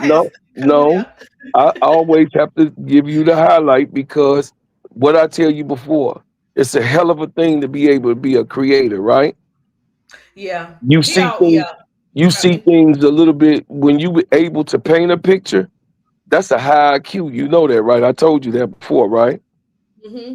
So you could see things. So I'm finna paint a picture for you too. That's why I had you last, because I know you be detailing stuff. So the thing is that all of my people that's up here in the chat, Angel Reese is a team player. She cares about nothing but to win. She would do everything and defer to win, because she wants a championship. That's what the goal is with this dream team. I heard them today. I heard her today. She wants to win. Michael Jordan was told by Phil Jackson, yeah, I know you can do all that, player, but everybody ain't got that guy on the neck on the side of him. And the other guy that's down there that's grabbing rebounds, which was Horace Grant, right? When he first checked Mike. Angel Reese can grab a rebound, slap the ball, put it on the ground, go coast to coast, and lay that boy up. Okay? Angel Reese can grab the ball from the other side, grab the rebound, go coast to coast, high IQ, look over the top, pass the ball, right? We know she got all of those things. The AT also does well. But here's Okay? what they don't have, though, bro, Claude, if I could say it. Go ahead. Here's what they don't have. They don't have a half court dumping person on that team right now. Smesco is a great, innovative, offensive coach. No, But they one of don't. the reasons why they lost to Indiana that first round, besides being punked, and that's another reason that the GM and Smesco kept talking about, was her fieriness, or whatever particular word that they had used, because Ryan is like that. Leash is probably a little laid back. Maybe some of the other ones are a little laid back, but they got punked in the half court. The beauty with Angel, and now I'm going to make a comparison to CeCe, though some people may say it's unfair. We all know that CeCe is poor in the half court offensively, because when the game slows down, she doesn't make proper decisions. She's better when the game is sped up. And we know defensively, she's trash, right? Angel, as all of y'all know on the panel, with maybe the exception of Big Dog, not to peep him out like that, is she's one of the top fourth quarter scorers in the WNBA as statistically, and as far as the eye test for all of us that watch her, even when she was a rookie with Kennedy Carter balling out, if you gave Angel the ball at the end of the game, she scored, got a foul, or got a great rebound, something like that, kind of like that game against Indiana when she scored 27 points against Alyssa Smith and bust her ass at the end of the game. That's because Teaspoon was calling plays for Angel at the end of the game, and Alyssa had a one-on-one, and she made her look like a fool. If you notice, and I guess Tony would pick up on this, Tyler Marsh and them pulled away from that in her second season where they had her one-on-one. But if you go back and look at her highlights or look at game film, if you take the games or whatever, right, when Angel has space, she's killing mofos. When she got space, she's killing mofos because she has a combination that's very unique that they never talk about. She's very, very strong, but she's also very, very fast. And she can also jump. No, she doesn't jump on her shot, but she jumps on rebounds. She jumps on jump balls, and she jumps on something else, which I don't remember. That's when she normally jumps high on rebounds, jump balls, and something else. I don't remember. But she's very strong and very quick at 6'3", 6'4", with very long arms. Like, we know she's a unicorn. They know she's a unicorn, but because she came in with CeCe, they don't want to say that. So here you have a second-year player that when the game slows down and the game breaks down, she actually makes smart decisions with the ball, which is unique for a young player. But the thing is that, but then we got people coming here saying, oh, she can't score because she don't average 20, 25 points a game. Well, remember what we said earlier, bro, Claude. If she didn't have that hand injury at the beginning of the year, and if she actually played towards the end of the year when she didn't sit out, she would average about 18 points a game.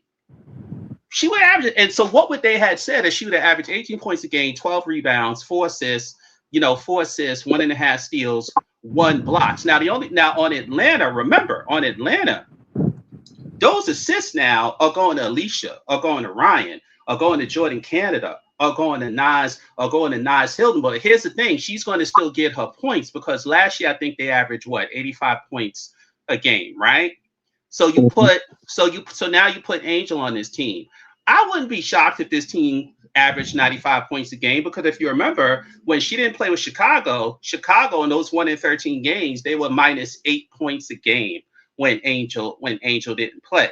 So I would not be, and even in her first year, and I know y'all all remember this, even in her first year when she averaged 13.5 points a game, when Angel wasn't on the floor, they scored less points, because what people don't realize is not only is she controlling rebounds, but she's being double and triple teamed just to be boxed out So people can't, because if you remember, Kennedy Carter scored a lot of points when Angel was in the game simply because you had to box Angel out like that just on rebound. So it gave her space. And then of course, when she gets the ball, she's making good decisions. So Angel herself is a great offensive player. It's just not offense the way people traditionally think of it because she's such a smart player. But at the same time, when she needs to go on the box and score, she can score. And all last year, and I suggest Big Dog, if you didn't watch her games, to go and watch even the highlights.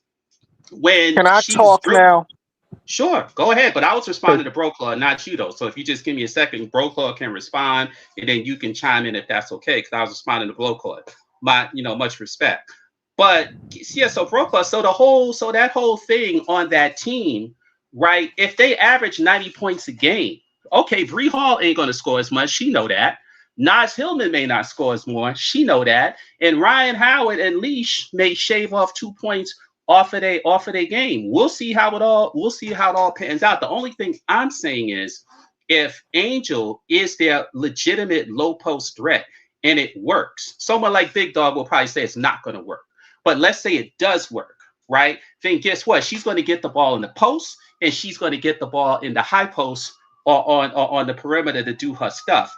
If she's one-on-one and she can score, she's going to score. If someone's open, she's going to open. So how that works out, see, I'm bold enough to say I think she's going to average 18 to 20 points, 12 rebounds, 5 to 7 assists, 2 steals, 1.5 blocks, and she's going to be top 3 in the MVP voting. I can say that now, put it down, and I can explain it and have no fear. And anyone on the chat that's listening, they know that I've been texting this for the last 5 days, even before Smesco spoke. Because normally when you speak like that, people go, you crazy. Angel Reese can't even dribble the ball. Angel Reese can't even make a shot. Angel Reese can't even put her 2 feet together. And we just sit here like, what are they talking about? This coach is going to be like, ooh, I'm going to take her into the lab. And that's exactly what he said on the first press conference last Sunday. And that's exactly what he reiterated 2 more times today. Now, how it shakes out, we'll see. We don't know. However, knowing Angel on every new team that she's went on, she has always balled out. And the only reason why people now say she can't play is because when she came in the league, and we'll talk about this another day, Tony, now that I'm on these TV things on the internet, I got a lot to Can say. you land your plane already? They pay people to talk bad about Angel. Listen, I'm gonna do this, and then BD, you go ahead and take it, bro, because you is a savant. I appreciate that, bro. My brother. It's all good. Listen. Finish what you were saying, though, bro. I didn't mean to interrupt you like that. Finish what you were saying. Good. The thing is this. Okay, I have to let everybody.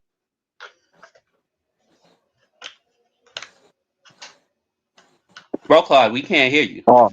He dropped off. We lost him. He'll be back. Go ahead, Big Dog. Okay. First off, I never said that Angel Reese was not capable of doing these things on offense. You called her a role player. And you called I did not call her a role player. That's not what I said. No, I did not. That was somebody else who called her a role player in the chat. And I came up here and I said Angel Reese is not a role player. Maybe you were not listening, but I did not say that Angel Reese was a role player. You never heard me say that. That's number one. Number two, again, she don't have to average 20 points, 12 rebounds, 7 assists. But that's self-explanatory. Did I talk when you were talking, sir? My bad. Go ahead. Okay. Again, she don't have to average 20 points, 10 rebounds, 7 assists a game for her to be successful. She could average 10 points, 15 rebounds, and 4 assists a game to be successful. She's on a team that's balanced. She's on a team where she does not have to carry the offensive load. And why would you want her to carry the offensive load? Her body can't handle that. The last 2 seasons done proved that. Her body cannot handle that. So the less you have Angel Reese killing herself, the better off she will be. The point is you want her career to last long. And her career, considering she's already playing with a bad wrist, a rod in her leg, you understand what I'm saying? Like, you don't want her just on the court like that. You don't want Angel Reese playing 40 minutes a game. She's not Mhm. going to be able to, She don't have to to. She handle don't have that. to play For 40 minutes. Now, that's what I'm saying. You don't want Mhm. her to play 40 minutes a game. And on the Dream, she does not have to. Y'all want, and this is why I was saying y'all want her to be Magic Johnson. That's Magic Johnson numbers: 20 points, 10, 7 rebounds, 10 assists. She don't have to do all that on the Dream. All she got to really do on the Dream is get second chance opportunities for her That's team. not her game. But that's not her game. Again, I let you talk, sir, for 20 minutes, and I was on mute, and I All said right. All nothing. right. All right. Again, Go ahead, big you dog. do not have to let Angel Reese be a scorer. She don't have to be the franchise on the Dream. All she has to do is play her part. She's on a contending team that could make a legitimate run to a championship. Just keep her on the floor, keep her healthy. She got a good backup in Okot. She don't have to play 40 minutes a game. You get 28 to 30 minutes a game out of Angel Reese. That's great. If she give you 15 rebounds, 4 assists, and 15 points, 10 to 15 points a game, that's great. She Yeah. don't have to give you 30 points a game. She don't got to give you 25 points a game. You want Mhm. her to hold up for a season. She's played 2 seasons, and neither one of these seasons she's played every game. Neither one of them. So she has the opportunity this year to play every single game without beating her body up. She So has help. She let's got get help. off of her trying to, pad the stats like Can I she's respond Russell to that? Can Westbrook. I respond to that, Bro Claude? Can I Let finish him Tony? finish. talking, Let him sir? finish. Please. But Bro Claude had said something. That's the only reason why I said that. But let him finish. Let him finish. It's all good. Let him finish. It's all good. Go ahead, BD. Go ahead. Go ahead, Again, because I'm finna shoot him. Go ahead. again, we don't need Angel Reese to be out there 40 minutes a game. All we need is 28 to 30 minutes a game, and we need her to shoot the mid-range shot when she has the opportunity to shoot it, because she's going to have plenty of opportunity to be open. She's going to be open a lot this year. And again, I said this about an hour ago, but let me reiterate it.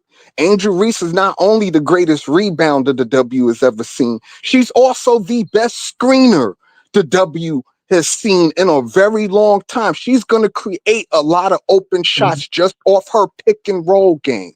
So just give her the pick and pop opportunities. She take 10 shots a game. I'm happy with that. She don't got to go. She don't got to be killing statistically to be effective. We already know this year 3 for Angel Reese and MSL. You right. People have put a very high bar on Angel Reese for a year 2 player, but this is not uncommon when you come out with the hoopla that Angel Reese came out with. They did the same thing to LeBron, right? They did the same thing to Luka. They were supposed to come into the league and hit the ground running. And if they didn't come into the league hitting the ground running, people would have thought something was wrong. So, yeah, I think it's unfair that they gave Angel Reese that high standard. They did the same thing to Caitlin Clark, too. And they're going to do the same thing to AZ Fudd this year, right? AZ Fudd going to come into the league, and they're going to expect her to score 20 points a game, right? Absolutely. But Absolutely. if I could, So, go ahead. So again, just let Angel Reese be Angel Reese. She's gonna be free now. She don't have to carry the whole load. I just want to see her play all 44 games. That's my thing. Can we get Angel Reese to play in all 44 games and the playoffs? We need her body to hold up, and putting her out there for 40 minutes a game, asking her to do all these different things when she got all these pieces around her that could do these things for her. Why? Can I say something? Go Go ahead, ahead. Eddie. You've been very patient. Go ahead.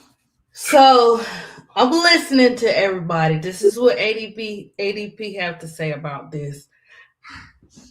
I don't think the Angel. Listen, I don't think Angel should be limited to what she can do. I think that Angel on this particular team, she is allowed to do the things that she's been asking, that she's been wanting to do.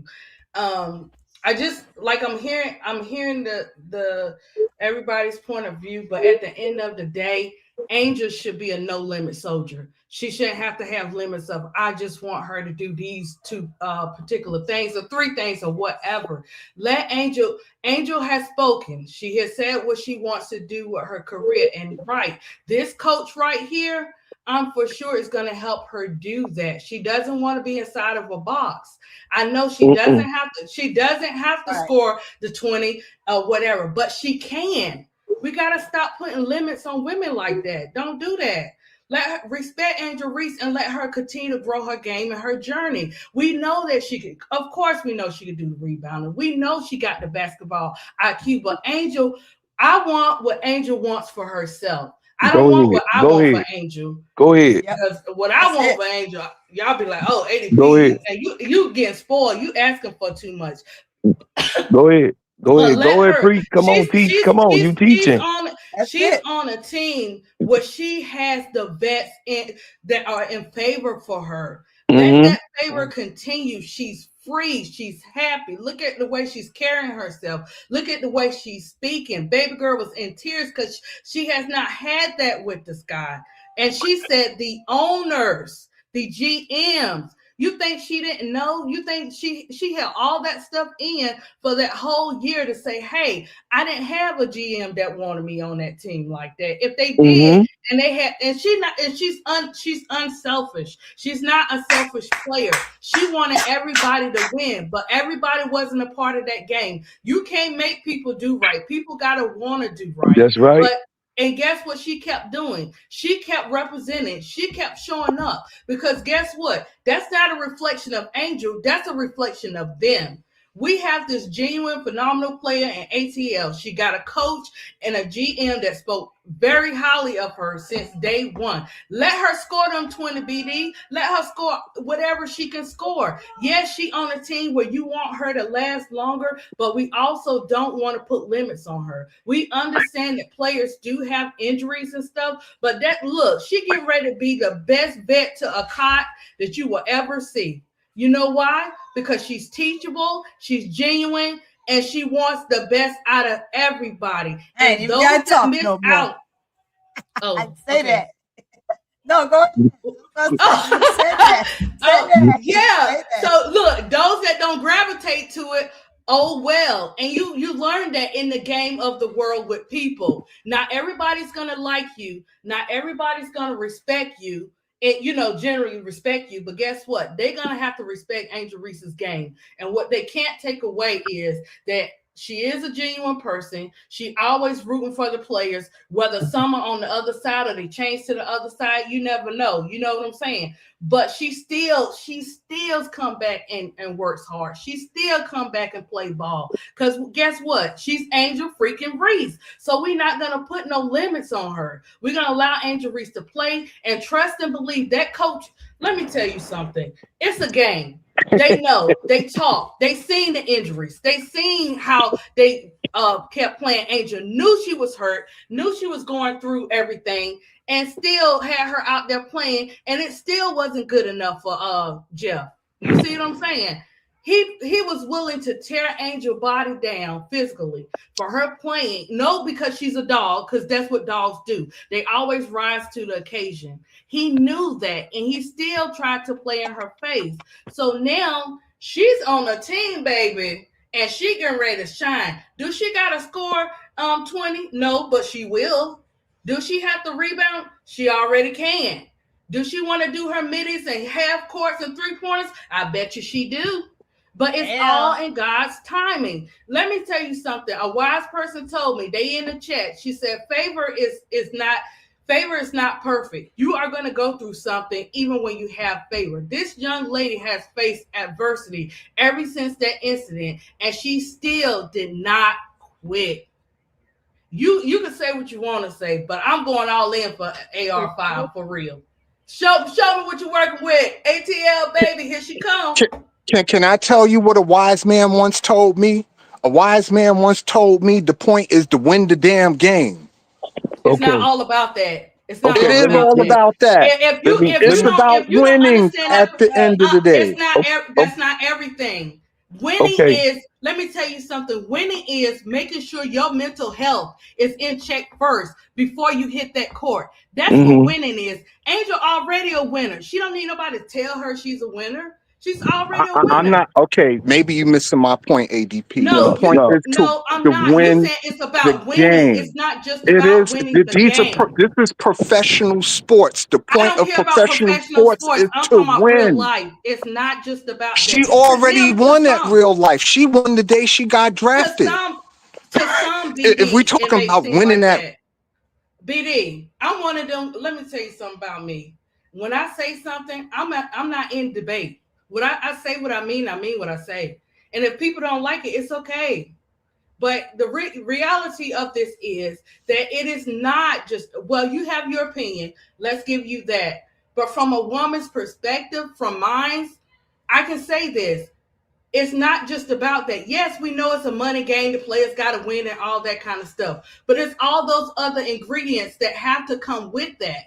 If you don't have the mental health and that player at heart, like these coaches and the GM are talking about Angel at ATL, we're gonna see another stage of what happened last year. But it's not gonna happen with ATL.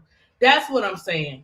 It takes more than just about winning. Some people may be like that. Of course, they're about winning the game. But let me tell you something. You know a false man from a real one. They don't have to get up there and say nothing about they want to work with Angel or nothing like that. They can do whatever they want. But the fact that it came out their mouth and you've seen it in other players, what can we say, right? I land, Tony. Okay, listen, Tony, you got a burner right now. They're gonna be clipping the shit out this shit. MS, Yeah, I love it. I am so glad that you are now on the highways and byways. You one of my favorite people. Okay, listen, what you already know. I would say this,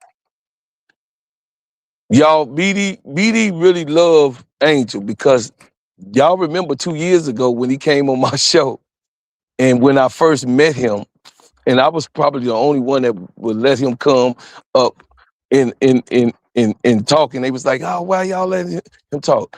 BD wanted Caitlin Clark and Angel Reese in a conspiracy situation of be playing for the finals to pump up women's basketball. I said, no, BD, that ain't what's gonna happen. He said, but they should. I understand. So here it goes. Okay, y'all, I'm gonna shoot it and then I'm gonna just put the gun down. And we're gonna hold it right there. Go ahead. Okay, so the thing is this. At the end of the day, you guys, you got 3 all-stars on this team, 4 all-stars on this team. Who is the 4 all-stars, bro, Claude? Well, of course, you know Ryan Howard. You know the 4th in MVP voting, Alicia Gray. Yeah. We know Angel Reese, and then of course Bree Jones. Okay, all of them are all-stars. Recent and current all-stars. Repetitive all-stars, right? This is the only team that got 4 all-stars that are completely playing with each other. Okay? So I want y'all to keep that in mind. Tony know exactly where I'm going. The ball is going to go how Semesco wanted to go. Okay? He is a basketball savant. He knows that Angel can be positionless. He knows this. This ain't nothing. He didn't watch this girl from college. He told you that. He's a fan. Okay? So the thing is that what is gonna happen, we all just gotta see on the court. I'm not debating about what Angel gonna do, what she can't do. What I think she's a remarkable human being, first of all. Second of all, she's a winning, she knows how to win. Okay, that's the second thing. And then she's playing with girls, ladies, young ladies that also know how to win and want to win. Okay. So now all of that is together. All I want to see, I'm like Tony at this point. I just want to grab my popcorn, sit back, and watch Angel Reese continue to fly. Okay? Because one thing I will say that is right, MS, Teaspoon didn't have her that way. It was Teaspoon's idea to have Angel play the way she was. Because Teaspoon knew it was a method to her madness, ADP. I gotta let you know this. It was a method to her madness. She knew that Jeff P did not like this girl. But she also knew, like she said on the podcast, she knew that her defense and her rebounding was going to translate on day one. Is that right? So Teaspoon played to Angel's right away strength because she had a GM who did not want her. Okay? So everybody say, oh, Teaspoon held her back. No, Teaspoon didn't really hold her back. Teaspoon was trying. Stop saying that, man. Come on. Teaspoon was trying to find a way for her to be able to maneuver around this jag off, excuse my language, Tony, a type of guy who was a jerk from the beginning. Okay, fine. All right, Tyler Marsh came. Tyler Marsh is a smart ass man. You know why Tyler Marsh smart? Because what he do? He let Angel go. Can y'all admit that Angel Reese was free? She was free.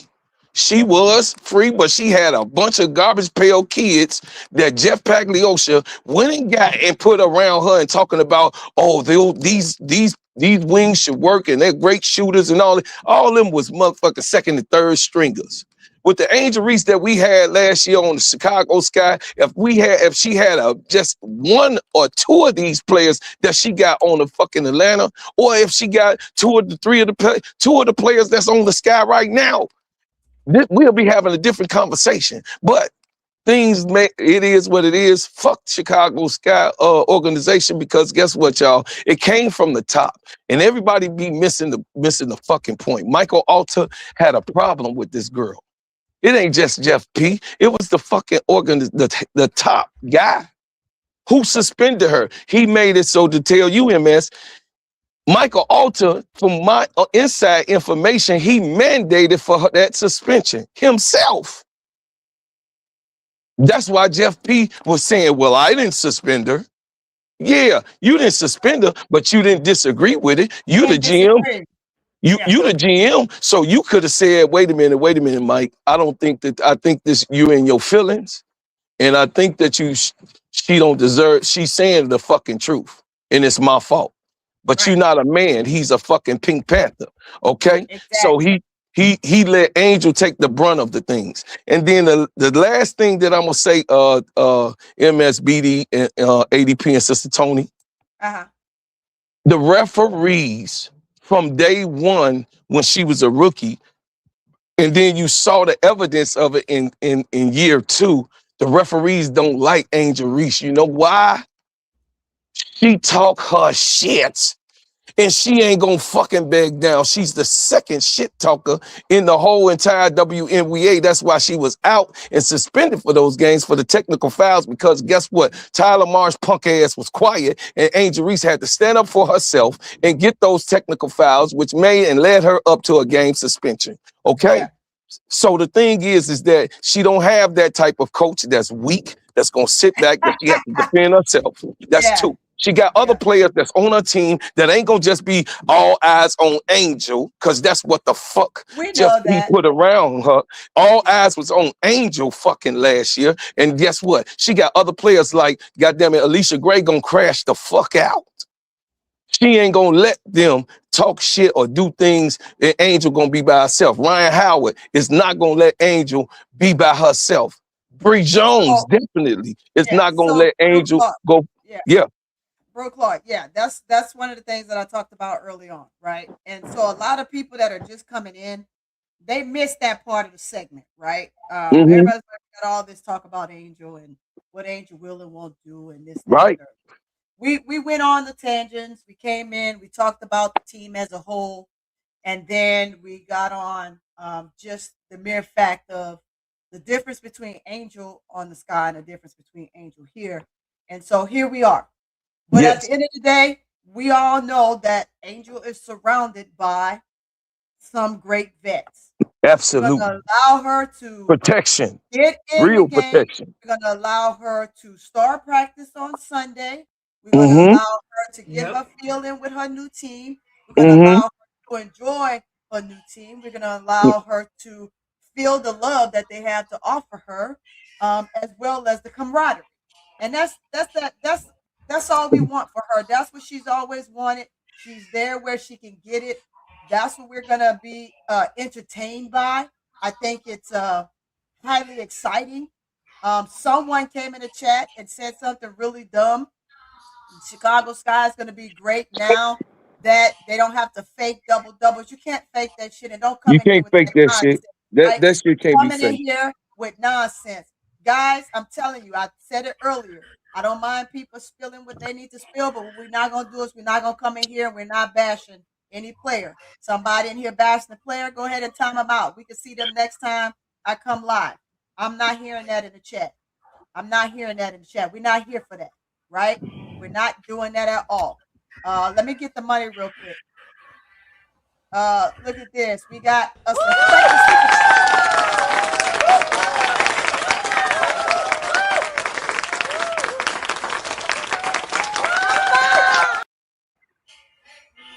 And Tony, I got to get with you so I could do your backdrop. So I yes, please, probably put please. your backdrop in your Please. I'm gonna I just go in there and put talking it. about you earlier. I ain't gonna lie, I was, but I I called you gotta do twice. your. I called you thrice, really. I was out. Called you thrice. I was out hustling. I was out hustling. You see, Yeah, I hey, just got I in. got I you. just got I in got you. this I Friday. got you. Hey, Go ahead. Big Dog, I appreciate you for the $5 super chat. Thank you, Tony and panel, for very spirited and in-depth Yeah, he conversation. I liked that shit. enjoyed it He New very York. much. Yeah, he Yes, New York. yeah. He I liked was that shit. explaining to Yeah, he everybody. do. He liked that He shit. like He liked it. Yeah, I was explaining to everybody his accent becomes because some people think that he's really aggressive, and I'm like, no, he's from New No, York. he just New York, no. that's He how New he is. Yorker. Look, Yeah. bro, Carl. Goon got jealous because I told him a story about a guy I was dating from New Jersey while I was in Korea. He said, Goon better stop playing with me, Tony. nobody want to hear I about heard him. him. I was here. I was here the Right? whole time, the whole show. Goon, Tony, can don't I play just with me. address the injury thing before we go off? Yeah, go ahead, baby. Go ahead. Go ahead. Go ahead, All man. right. When I don't know if Big Dog's still on, but he had mentioned the injury thing. Here's a funny thing, right? Before you start, I'm Sure. so glad you won't. I'm so glad that you here. I'm Bro, I glad. Claude, am. Bro, That's Claude, I Tony got appreciate that. MSL up here. No, you know what? There was a lot of crazy crazy stuff in the chat, bro, Claude. And after, let me tell you something. I'm not a dude that cries. Period. I'm not a dude that cries. But I'm Yeah, sure, like a lot of us, to see Angel towards the end of that. And I think when she had hugged the president, the tall white woman, when she had yeah, the way the president just smiled at her, right? yeah, That just broke me down. And obviously, when she was talking, you can tell there was that point where she wanted to cry, but it held back. And then so we sit through all this, right? And then we had these fools come up in the chat just saying this nonsense. I said, no. We not doing this today. And then no, when people want to sit there and talk about her game, I'm like, okay, let's have a conversation about her game. Let's have a conversation about her game, because what they were saying don't make sense. Now, to get to the injuries, right? Here's the thing. She missed what, 13 games or 10 games her first season, hmm and she missed similar in her second season. a That's little not a bit lot more, a little bit that's more. not a lot. That's not a lot for female basketball players. To be honest with you, it seems like at least 50, maybe more percent of the WNBA is injured or sits out for whatever reason, 62%, right? Right. For what 62%. Right, 62% for whatever reason. So that's Mm-hmm. not unheard of by Angel. Mm-hmm. That's the first thing. The second thing is, other people can be out 3/4 of the season, 80% of the season, and that doesn't seem to be a problem. But if Angel's out a quarter of the season, that's a problem. Regarding her in Atlanta, I don't think anyone on the panel said that we want her to score 25 points, whatever. I just made that prediction based off what I see. Smesco's going to run the offense, the inside-outside game, and with Yeah, her on the high post. I can yeah, detail why I say what I say. I'm not just saying it just to yeah. say it. Just like Tony can detail it, you can detail it, Bro Claude, and ADP can detail it. That's the thing. But what I found Mm-hmm. funny about the whole conversation was, obviously Lish feels the same way we do, because there was a point where Lish said, I am so happy that people will now get to see her in full form and Oh yeah, see that her game is multifaceted, and that's the only way we feel. That's all we care about, Yes. because you got these fools saying she can't this, she can't this, she can't this, she can't that, and we're sitting there like, did we not watch the games? Like what? Like what are we talking about? And in regards to her being a second-year player, let's look at the stats. Right, she averaged 15 points a game, 12.6 rebounds. Right, 1.5 steals, one block, and she was one of the top 10 defensive players in the league, and she was one of the top 4 scorers. And remember this, right? She plays on a horrible team. Think about this. Caitlin Clark plays on a team with 3 All-Stars, including herself. And she shot, 37% last year. Have you ever heard one person say, what would she shoot on the sky as a percentage? She'd probably shoot 32%. Yes. 32%, because guess what? You're not getting those kind of shots, and everybody can blast you. If you were to switch Caitlin Clark from the Indiana onto the Sky and put Angel on Indiana, they would have won the title last year. Because they almost beat the Vegas what they had. And that's the thing nobody wants to talk about. If you switch those two, Indiana would have won the title last year. Make it vice versa. Yeah. Absolutely. What you said, Tony? Hey, boy, that hit it right there. But nobody wants to talk about that, because just like her trade, let's talk about her trade, right? Because these are all the things that I can't type fast enough in the chat, and then I mess it up with my big fingers because I'm 6'4", right? Go ahead. So here's the thing. Get it in. We weren't supposed to know that Angel was able to control her trade. So they don't give you all the details. Alexis Philippou talked about it a little, and the dude with no cap space, Andrew, he talked about it detailed. He said Enrique and a bevy of first one picks. He used the word bevy, right? And we knew this. And there were other people that offered multiple first round picks. But the thing is, we're not supposed to know that Angel is powerful, that Angel is bigger than the program, as Homegirl said on their show, Trista. Forgot the name of their show. I love that girl. I love Trista. She's bigger than the program. We're not supposed to know this. So there's a lot of stuff that they suppress with Angel. Now, just so y'all know, I was in corporate sales, corporate marketing, pharmaceutical sales, biotech sales. I know how PR works. I know how these companies work. I was also in media. I know how they work. So I always know how they operate. So one of the things they do is they're just not going to talk about certain things in the open media, because they don't want us to know what's really going on. Because if they reported widely that Angel had 8 teams that she whittled it down to, because the whole league was interested in Angel. 8 teams, because obviously she wasn't going to go to expansion team or a bum team. So she had 7 to 8 teams she whittled it down to, including Minnesota, that passed on her, because, these idiot fans like to say, well, Cheryl Reese passed on her. Why would she want? Well, guess what? As y'all all know, I know y'all all know that Cheryl Reese wanted her from the moment she stepped in the league. Because if y'all remember that first game, that preseason game they played against Minnesota, Cheryl Reese knew what was up, because remember what she said? She said, I've never seen a league that only promotes one player. And that was the day they were playing the Sky in the preseason game. And some dude had a cell phone, if y'all remember, and he had 500,000 views on his cell phone just showing the preseason game. And Cheryl Reese said, we need to do something about this. But we can get more with the back dealing with the WNBA another day, because I know we don't have the time right now.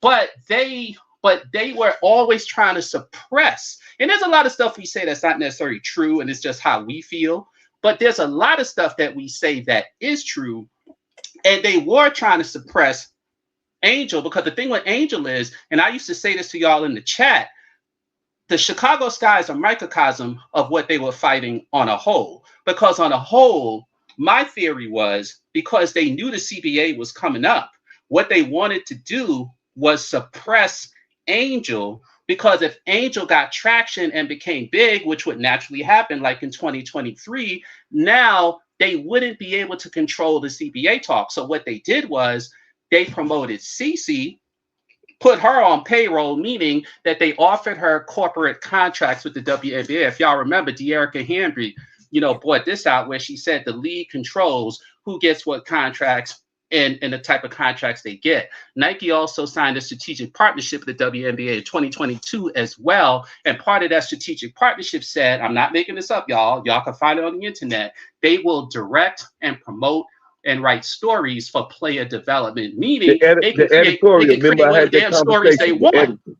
Yeah, the editor. So obviously, if you got a player that's on Nike and CC who Angel It's on Nike. reportedly turned down way Cooking. back in Nike. 2020, way You back in cooking. You 2023, cooking. right? Way back in 20, because people don't want to talk about that. People don't want to talk about that because Dang.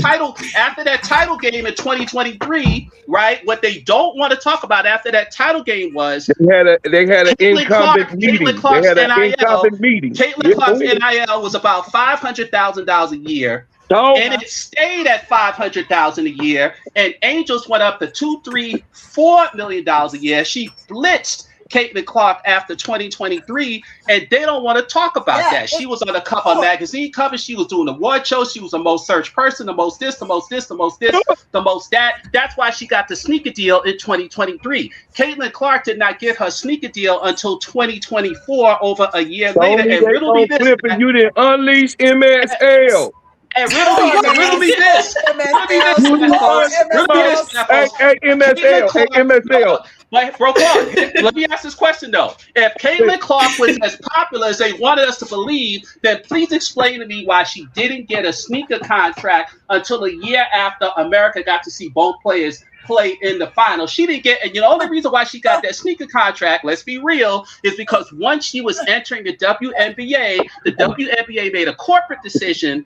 This chick took the corporate contract, so we gonna promote her. And Angel, who spoke about it on her show, they asked her to get rid of her manager, who gave up her job because she believed in Angel so much at 18 years old. She believed in Angel so much, she quit her job at a fancy firm to promote Angel only. And Angel, being loyal, said, and I respect her for that, said, hell no, I'm not doing it. Y'all can go shove it. And that's why the WNBA treated Angel the way they did, because they couldn't count on her because Paige said no, a nephew said no, all the white girls said no, so they finally got a white girl who ain't had no money in NIL say yes. So she took the job of, okay, I'm gonna do whatever y'all say, whatever y'all want. Angel did not, but here's the thing.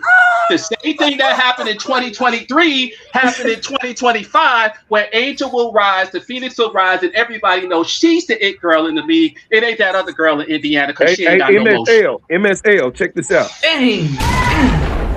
MSL cooked so bad. Burnt that bitch.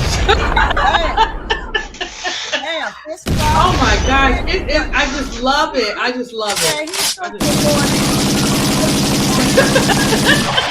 He cooked with more than grease, baby. He cooked it. Yeah, he did. Yeah, my bad. Now, Tony, you didn't know that me and MSL have paragraphs behind the scenes talk. Is that right, MSL? That is true, because I never knew how to come on. I never got on because I'm always so busy. Right. So I just said, let me just type it when I can. This is my person. And I'm going to tell y'all, listen, it's a whole lot of y'all that I appreciate. Seriously. And me and Tony and ADP been grinding, and Sister Keisha and Brother Duvall and Boss Man has been diligently handling each and every last one of us to let us be us. And MSL, welcome. Listen, welcome. With open arms from your brother. I am glad that you finally came on. They didn't know that you was a savant like you was, and you just was keyboard hustling. No, I know, right? You know the game, but I knew you knew the game. Is that what I told you? Now, we do have certain difference of opinions, but the same way we look at things, right? Because I mean, from knowing my experiences in basketball, the politics. Two beautiful girls you got, right?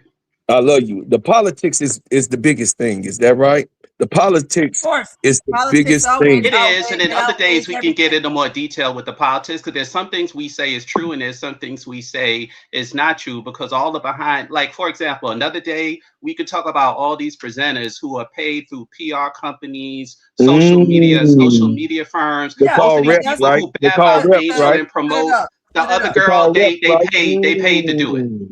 They paid to do it. They not real. And there's a whole lot of bots, a whole lot of paid chills, the whole nine. The girl ain't got no internet motion. Yeah. Let me just say one more thing, and I promise I'll stop. Just one more thing, just to illustrate what I'm talking about. Remember the whole finger thing that took place in the finals, right? Mm-hmm. Of course. I'm gonna make a bold statement, and I'm gonna prove it to y'all that it's fake. The finger thing was fake, and I'm gonna prove it. Here's why. If you remember, if you go back and look at that game, right, or that thing where she did the John Cena thing, right? If you remember, there was no technical foul, no ref that spoke to her, no teammate that spoke to her, no one in the broadcast mentioned it. No broadcast, it wasn't mentioned in the post-game show, it wasn't mentioned in the studio show, it wasn't mentioned anywhere.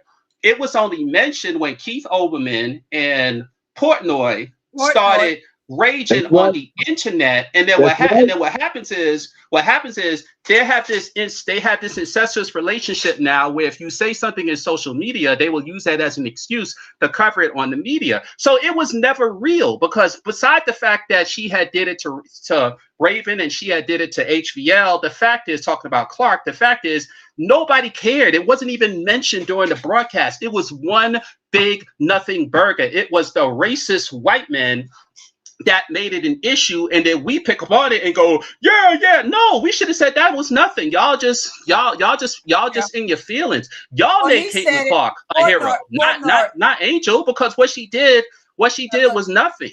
And we gotta respect that, because what they do is they try to put a lot of stuff on her, like those fake articles in Yahoo, right? The articles is all fake. They can't put one player to it. They can't put one quote to it, just like the stuff that took place at LSU. You know, Angel took those 5 days off because between the death threats and the drama with Flajay and Flajay's mama and Kateri Poole and all that other stuff, Kim went to her and said, well, what do you want? What do you want to do? And she said, I need time off.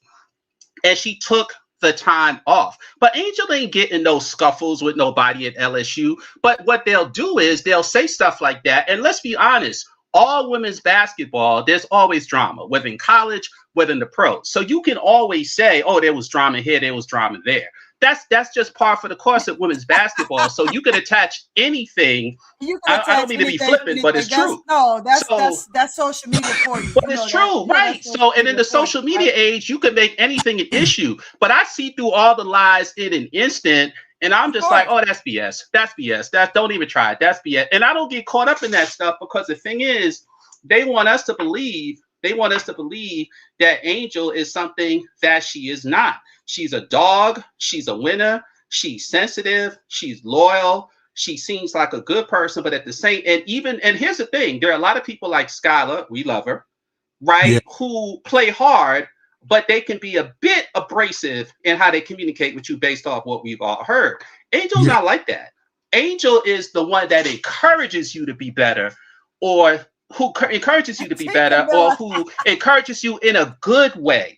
So there's no negative with Angel. And I told y'all this at the time, if y'all remember, when Angel did that article with the Chicago Tribune, she knew she wanted to go at the time. That's the only reason why Angel said everything she said, because she knew she was ready to go. Angel, as you guys all know, 2 days in advance. Angel, as you guys all know, since Angel's been, even before Angel became in the league, Nneka Ogwumike and Fee had went to her and said, one of the reasons why she came out of the WNBA, even though she was ready, they said to her, we need you.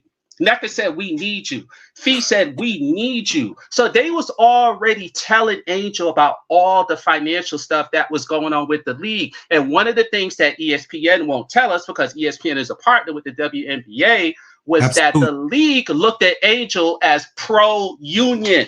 But they don't talk about that on TV. They looked at her as pro-union. So one of the reasons why they hated on Angel was because they looked at her as pro-union, but they never talk about that on TV. Cece was anti-union because once she took the corporate contract, they knew they had her, and that's why Fee blasted her and Kathy when Kathy said, "Oh, we don't understand why she do the." The Cece fans couldn't understand it because they thought that she had money. Here's the deal.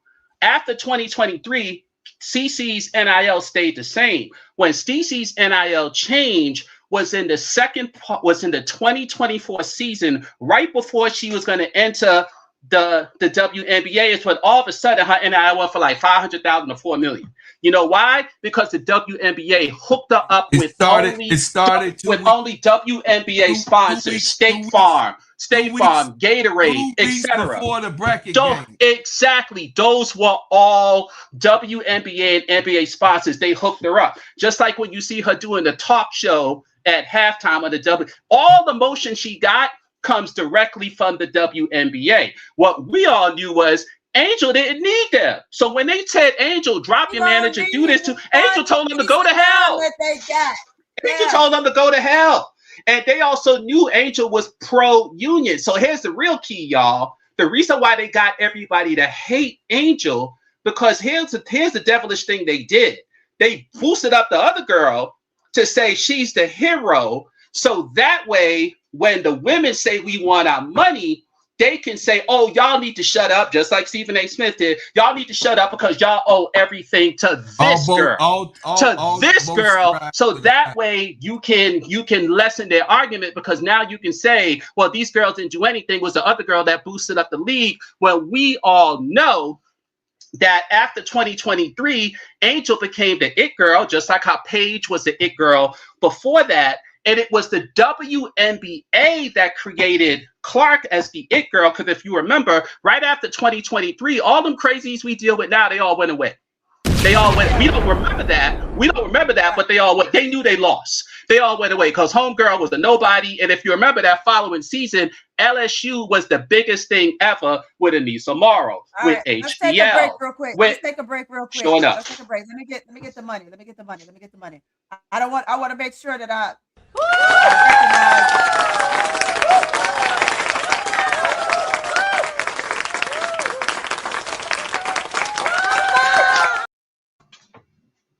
Okay, get that money, y'all. Listen. I appreciate that.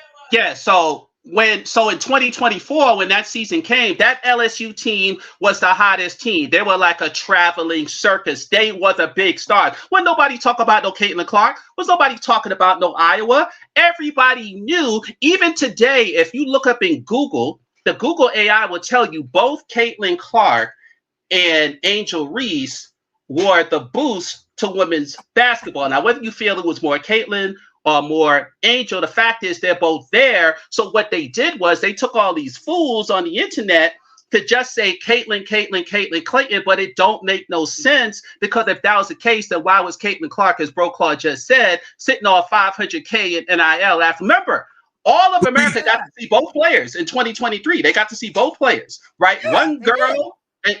But guess what? Angel blew up and took off, and the other girl stood still and did absolutely nothing, and nobody cared about it. America. The only reason why they cared about her, Tony, last thing I'm gonna say, the only reason why they cared about her was because when she came into the league, here's the key, y'all. When she came into the league, all of a sudden, she got the most massive campaign that you ever heard of. They said she's the greatest ever. She's this. So you know what that did? All them folks that had their tail between their legs after Angel won that title that had disappeared from 2023 to 2024, all of a sudden now they all came sleazing their way out, because now, let's deal with the races first. Because the racists, all of a sudden now, here's a girl that they said is better than anyone. So all of a sudden, the bandwagoners, the racists, the crazies, the people with no life, etc. Now they had somebody to root for. It wasn't because of the hand in the finals. No, it wasn't the hand. It was the way the WNBA promoted her. They put all her games on TV, and then they said, hey, she gets the best ratings. Well, of course you're going to get the best ratings if you're the only player they put on TV. And what we always said at the time was, if you would have promoted Angel the way you promoted Caitlin, then you would have had even better ratings. But they never did that, because let's be honest. Last thing, y'all, let's be honest. When you claim someone is a big deal, you got to have a few things, right? You either got to win a title, you got to have a personality, yes, you got to look good, or you got to do something that no one's ever done before. Absolutely. Caitlin did not win a title. She ain't got no personality. No. She don't look that great, and she's never done anything that we've never seen before in a game. So the question is, why would she ever be popular? Because she's the regular girl around the way. No, here's how they get her, but here's how they get her popular. He's saying before, bro, Claude. No, but bro, Claude, here's how they get, but bro, Claude, I'm gonna tell you how they get her popular compared to Angel. Here's a distinction between Angel and Caitlyn from a marketing perspective, right? We have two divergent arguments with Caitlyn, right? On one hand, when in her first year, we all said people like KSAP would say casuals, and then the media will say she got a bunch of crazy fans. Well, here's the dichotomy. Here's how it really breaks down, right? How it breaks down is that the overwhelming majority of people who will watch a Clark game is because ABC, CBS, whoever promotes it, talks about her a lot, and they go, ooh, I got to see her. So that's where the casual fans come in. The internet stuff that they talk about, that's all fake. They pay all these channels like Mick and all these other people, they pay them to like put her out there. That's why anytime something stupid happens with her, the people still sound stupid and talk stupid. And we're like, well, why are they saying this? It sounds so stupid. Because they're either paid presenters, they're bots, they're paid shills, whoever. And I'm not going to say who I think is coming from. I'll just leave that part out, but obviously it's coming from somewhere. And I would tell, take the videos of Angel being bad. You notice she's the only player in the WNBA that they make these videos of. So that's how you know it's fake. Because why would you just make videos of one person? And it's annoying, right? Because you click on the video, you think it's about Angel or something good, and it's somebody making fun of her. So yeah, there's a sadistic, evil portion to it to a certain degree, but at the same time, they're also doing it because someone out there wants the idea. They still think that Caitlyn and Angel is in competition, and because of that, they always have to put Angel down because everyone knows she's the one. All you gotta do is look at her personality, her charisma, her beauty, her niceness, how she plays the game, etc. So for them, it's always about putting her down, and the WNBA knew that she was already talking to NECA, she was already talking to Fee, she was already talking to these players, and she understood the history of the game. So she was public enemy number one. That's why, if you remember, guys, on her show in the first year, remember at the end, she was like, well, I hope Kathy will talk to me. I hope Kathy this, Kathy that, because just like the Sky, she knew how Kathy treated her. And I always said that her issues with the Sky were a microcosm of what the league was working on as a whole. And both her and Fee were warriors. It's just that she was dealing with her individual team and Fee was dealing with the league on a whole. And the league knew that Angel was talking to NECA and Fee and all of these people because they were the ones who told her to come into the WNBA when she had a choice to stay, because they said, we need you. They didn't tell you that on TV. But NECA said, we need you, because they knew that Angel's star power could overcome a lot of the stuff that they was dealing with, and that's why they went with the other girl. Well, here's the thing. Hold up real quick. Let me play this clip, and then I'll let y'all roll back in. Let me play this clip. I've been trying to play this clip for a minute. Let me go ahead and get this clip because I want to hear what they said here. Let me get to it real fast. I've been trying to run this for a second. Now that I have it, let me run it. This is what Alicia sent me. All right, let me hit play.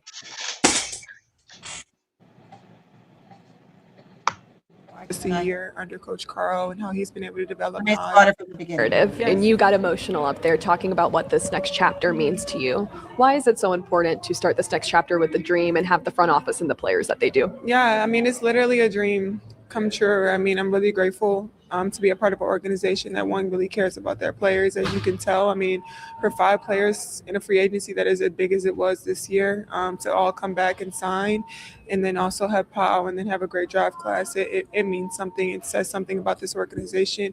Being able to see what they've been able to do in just a year under Coach Carl and how he's been able to develop Nas in a year is something that really stuck out to me. So I'm just really grateful for everything. I'm soaking it all up. I mean, Atlanta is what Atlanta is. I know that the people will come out and support us. The culture here is phenomenal, from artists to rappers to everybody. So I'm really grateful. I think it all made sense, and everything in my life seems to make sense. So I'm really grateful and happy for this opportunity. The word ceiling was used a lot in that press conference. How do you feel like your game specifically will elevate the dynamic of this team? Yeah, I mean, it's like I said, it's a breath of fresh air to have players really put so much confidence into you. I mean, they've seen me work behind the scenes on different things that I haven't always been able to show in game.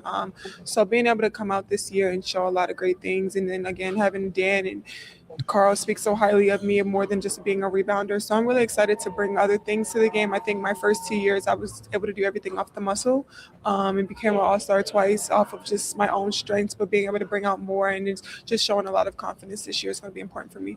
How do you handle pressure? New city, new dynamic with a team, but now you're also another face of this franchise in Atlanta, which, as you mentioned, the culture is everything. It gives me deja vu from when I transferred from Maryland to Louisiana, and then I became Bayou Barbie and everything, and I won a national championship literally in a year, and I get that chills feeling right now of getting a fresh start and starting over with the unknown, and no one knows anything, and you're having, like Carl says, starting from the bottom, and nothing matters from the year before.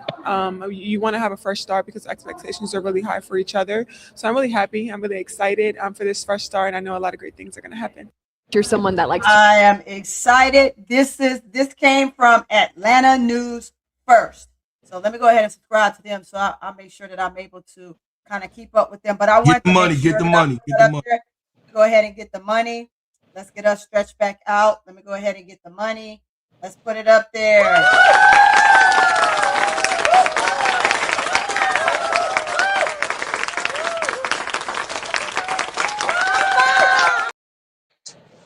Thank you, Kappa. I appreciate that. Kappa 1911 with the 1911. I appreciate you.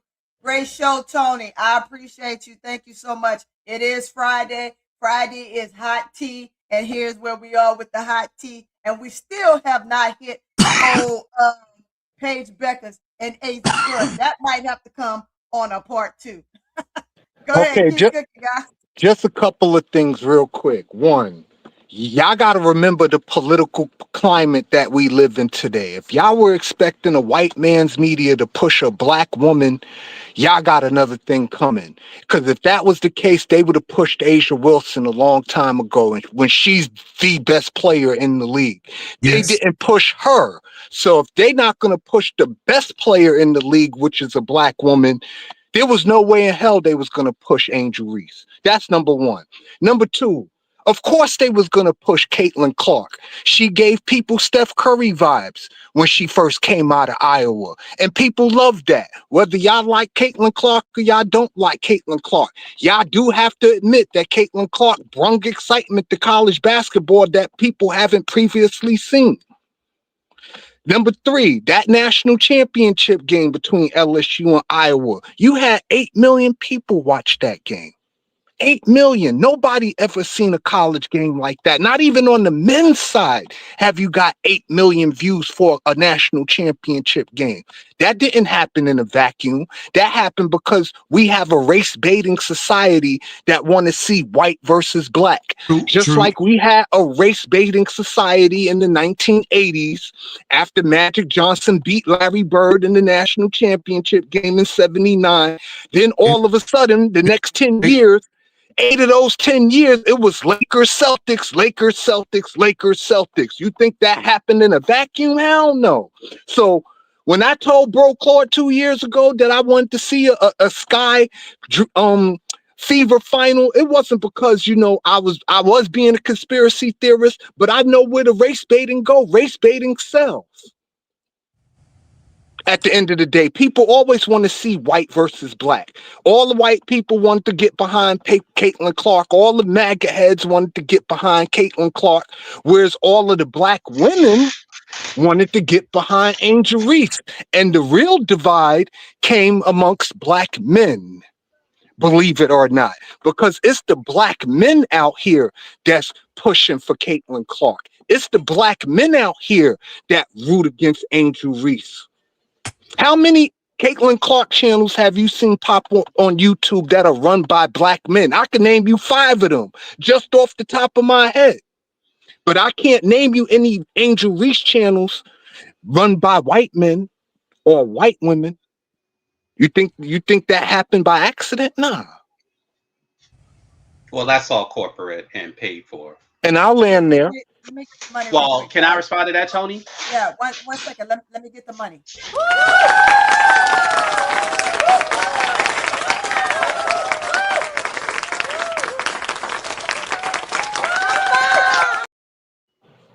Well, thank you so much. Hold up. Thank you so much.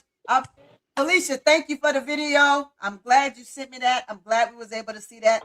Like I put in the chat, I'm glad to see her be emotional behind what this team means to her and how they will stand for her. So this is exciting for me. She said they saw her do things behind the scenes, but wasn't able to do them in the games. They said to me that they held me back. So we get that. I appreciate that. My thing is this, and I'm gonna let you get back to it. MSL, it was you and Big Dog going talking real quick. I'm gonna let you Right. get back to it, but I want to make sure people understand. It becomes, and I look at this from two ways, right? I look at it from a woman's point of view, and then I look at it from a player's point of view. From a woman's point of view, it's good to see a woman be vulnerable when she has to be so strong all the time and has to cover and protect herself, right? Because of, as you guys are talking, the society, the way it is, and this vitriol that's going on. I'm never going to agree with that, regardless of that's how it is right now. I'm never going to agree to it, no matter which way we go with that. Because again, as a military person and being able to travel the world and being across and coming across different nationalities, different races, different avenues, fields, lands, whatever, right? I see things differently through my lens. And unfortunately, we all don't see things that way through a lens of just prescriptive of being able to just watch something for what it is. We got to try to take it beyond and do stuff like this. But it's amazing to see how her teammates know what she can do and will allow her to do and grow in the game. Again, we don't have to allow her to do a whole lot because she has so much around her, but it's what her team and the GM wants for her. So we'll just get to kind of see that. You guys go ahead, Matt. Yeah, that was great, Tony. Absolutely. Here's a funny thing, right? We're under assumptions sometimes that white is always right, and yes, it is in certain avenues, but we also know many times money is money. And the point, and here for an example, the biggest endorsers the last 10, 20, 30 years, for the most part, I'd say about 70% have been black people, right? Michael Jordan, Coco Gauff, Tiger Woods, etc. Y'all get the picture. So it doesn't have to be a white person. That's the first thing. Now, regarding what Big Dog has said, go back to that 2023 game. Though Angel was by far, and that LSU team the following year was by far the biggest thing going on in college basketball, not Caitlin. Because if it was Caitlin, why didn't she get a sneaker contract? If it wasn't Caitlin, why didn't she get any big endorsements? If it was Caitlin, why wasn't she invited to all the award show? Why wasn't she invited? Why wasn't she on the cover of magazine? We I can forget. answer that for you real quick in two Sure. words, because Caitlyn ugly and Angel Reese beautiful, and beauty sells. Okay, then you answered your own Are you gonna question. put Caitlin Clark on the runway? Absolutely not. Well, But you gonna here's put Angel Reese on the runway? yeah, but Big Dog, but that's the thing. If you'll allow me to respond, that's the thing. You see, I don't have an issue with them promoting Clark, just so you know. I think they should have promoted both of them, but the WNBA in 2024 chose to punish Angel and only promote Clark because I feel and I believe that they were worried about the CBA and they knew that Angel was very determined to get the women their money. Clark, I don't want to speak on her personality, but based off the little that we know, it seems like she either didn't care or she was kind of leading pro WNBA. And if you notice, all the CC channels were pro WNBA, anti-player, anti-unrivaled, anti-Angel. They don't want to talk about that now, and we had all peeped that, by the way. We had all noticed that. So that didn't make any sense. But here's the funny thing, right? I think this year, after the what do you call it, the Victoria's Secret thing and all the other stuff that was going down, right? Somebody must have said, you know what? And behind the scenes, whether they threatened the sky, whether they talked about the lawsuits, who knows? Who knows who started the lawsuits, and why? But I think her team I forgot her agent's name, but the one who deals with basketball, not the one that deals with the marketing. They went to the Sky's practices and they was like, get her the hell out of here, but they wanted it discreetly. Now, I don't know what they said to them because, and here's the thing, Big Dog, because Angel is a somebody, she could embarrass the Sky. And this is just my personal feelings. I think it went above the Sky's level and it went to the NBA level. And I think they went to them and said, look, you put us on a terrible team, this. Because think about it. How all of a sudden Angel ends up on the perfect team for her. Peep this, y'all. And I said all this in the chat. So if you remember or not, let me revisit it. If you remember, there were no leaks in this trade. None. No leaks. Yes, some people who knew about it may have mentioned it here and there, but as far as corporate media, there were no leaks. And if we all think that Jeff is truly Judas, right? Then you all know that Jeff Wood had leaked out negative stuff about Angel the 1, 2, 3, 4, 5 weeks leading up to that trade. There was nothing. You know why there was nothing? Because Adam Silver probably said, you know what? We got a golden goose here. We tried it Kathy's way. It didn't work. Shut your ass up and let this girl go wherever the hell she wants. Whoever heard of a person who could pick whatever damn team they want to go and turn down Enrique and 3 first-round picks to go to Atlanta for 2 first-round picks with a ready-made team that don't have to give up nothing? That's power. The only reason why they say, it's just to make the Sky look good, is to make the Sky look good so they don't look like straight-up wimps. So, because remember, even today, the media can't let you know how powerful Angel is. Because let's be real, Angel's been talking to J.O., Fee, all of these people the last 2-3 years. Every All-Star game, every Team USA, every this, they all love her. They all talking to her. They all hanging. And Angel was getting information. She was getting information first about the Sky from Ka and other people. And then, so when they fired Teaspoon, she wanted to leave then. Y'all saw how disappointed she was with Teaspoon. However, she gave it a second chance when Tyler Marsh came because she heard that Tyler Marsh was an offensive coach. So she was like, okay, I'll work it with him. And to Tyler Marsh's credit, and I know a lot of people hate on him, I have heard Tyler Marsh say in interviews that she could do anything on the basketball court. She's versatile. She could do everything. This, that. So to be honest with you, Tyler Marsh was aware of that. And I think that's the only reason why she stuck it out, because she knew Tyler Marsh understood her talent. Because if you remember, he said he was watching her since college and high school. He knew what she was. But when Jeff made the initial thing back in early in the year about her scoring, she didn't like that. She didn't like that. And then when he did the newspaper article, that was it. She said, get me the hell out of here. And those people who follow Angel closely, I don't, but they all said it. They said she took everything down on the internet that was associated with the Sky. I'm not on the internet like that. But people who are said she took down every single thing that was related to the Sky. So they already knew back then. And if y'all remember, in Team USA, she made a Paige video with Paige. And at the end of that video, if y'all remember, Paige said, she laughed and said, oh, don't worry, we're going to be on the same team a few weeks from now anyway. But a hog, man. But a hog. Paige said that. MXL, I have a question for you. Sure. And my question is this. Why do all these black men support Caitlin Clark and have so much vitriol for Angel Reese? I'll answer your question if you'll allow me to.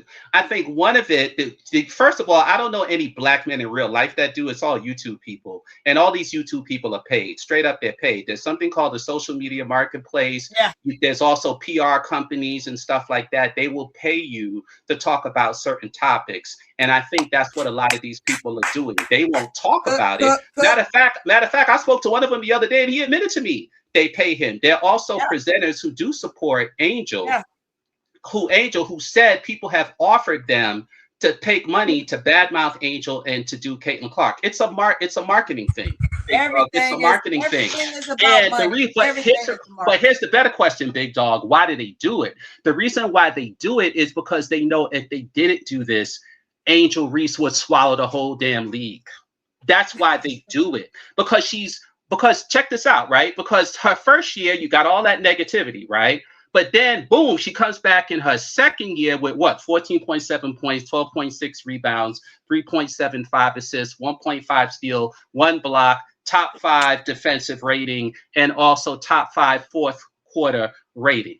Now, and like we said earlier, she averaged 9 points her first 10 games, and she didn't play her last 10 games. So, but if she did not have that wrist surgery, and if she'd have played those last 10 games, Big Dog, she'd have averaged 18 points a game. And if she did, it would have been a wrap, because nobody could now say, because they would look like fools, oh, she don't have no offense, and she averaged 18 points and shooting 50% with 12.6 rebounds, blah, blah, blah, blah, blah, blah. And the funny thing with the assists is, besides the fact that they can't shoot on the sky.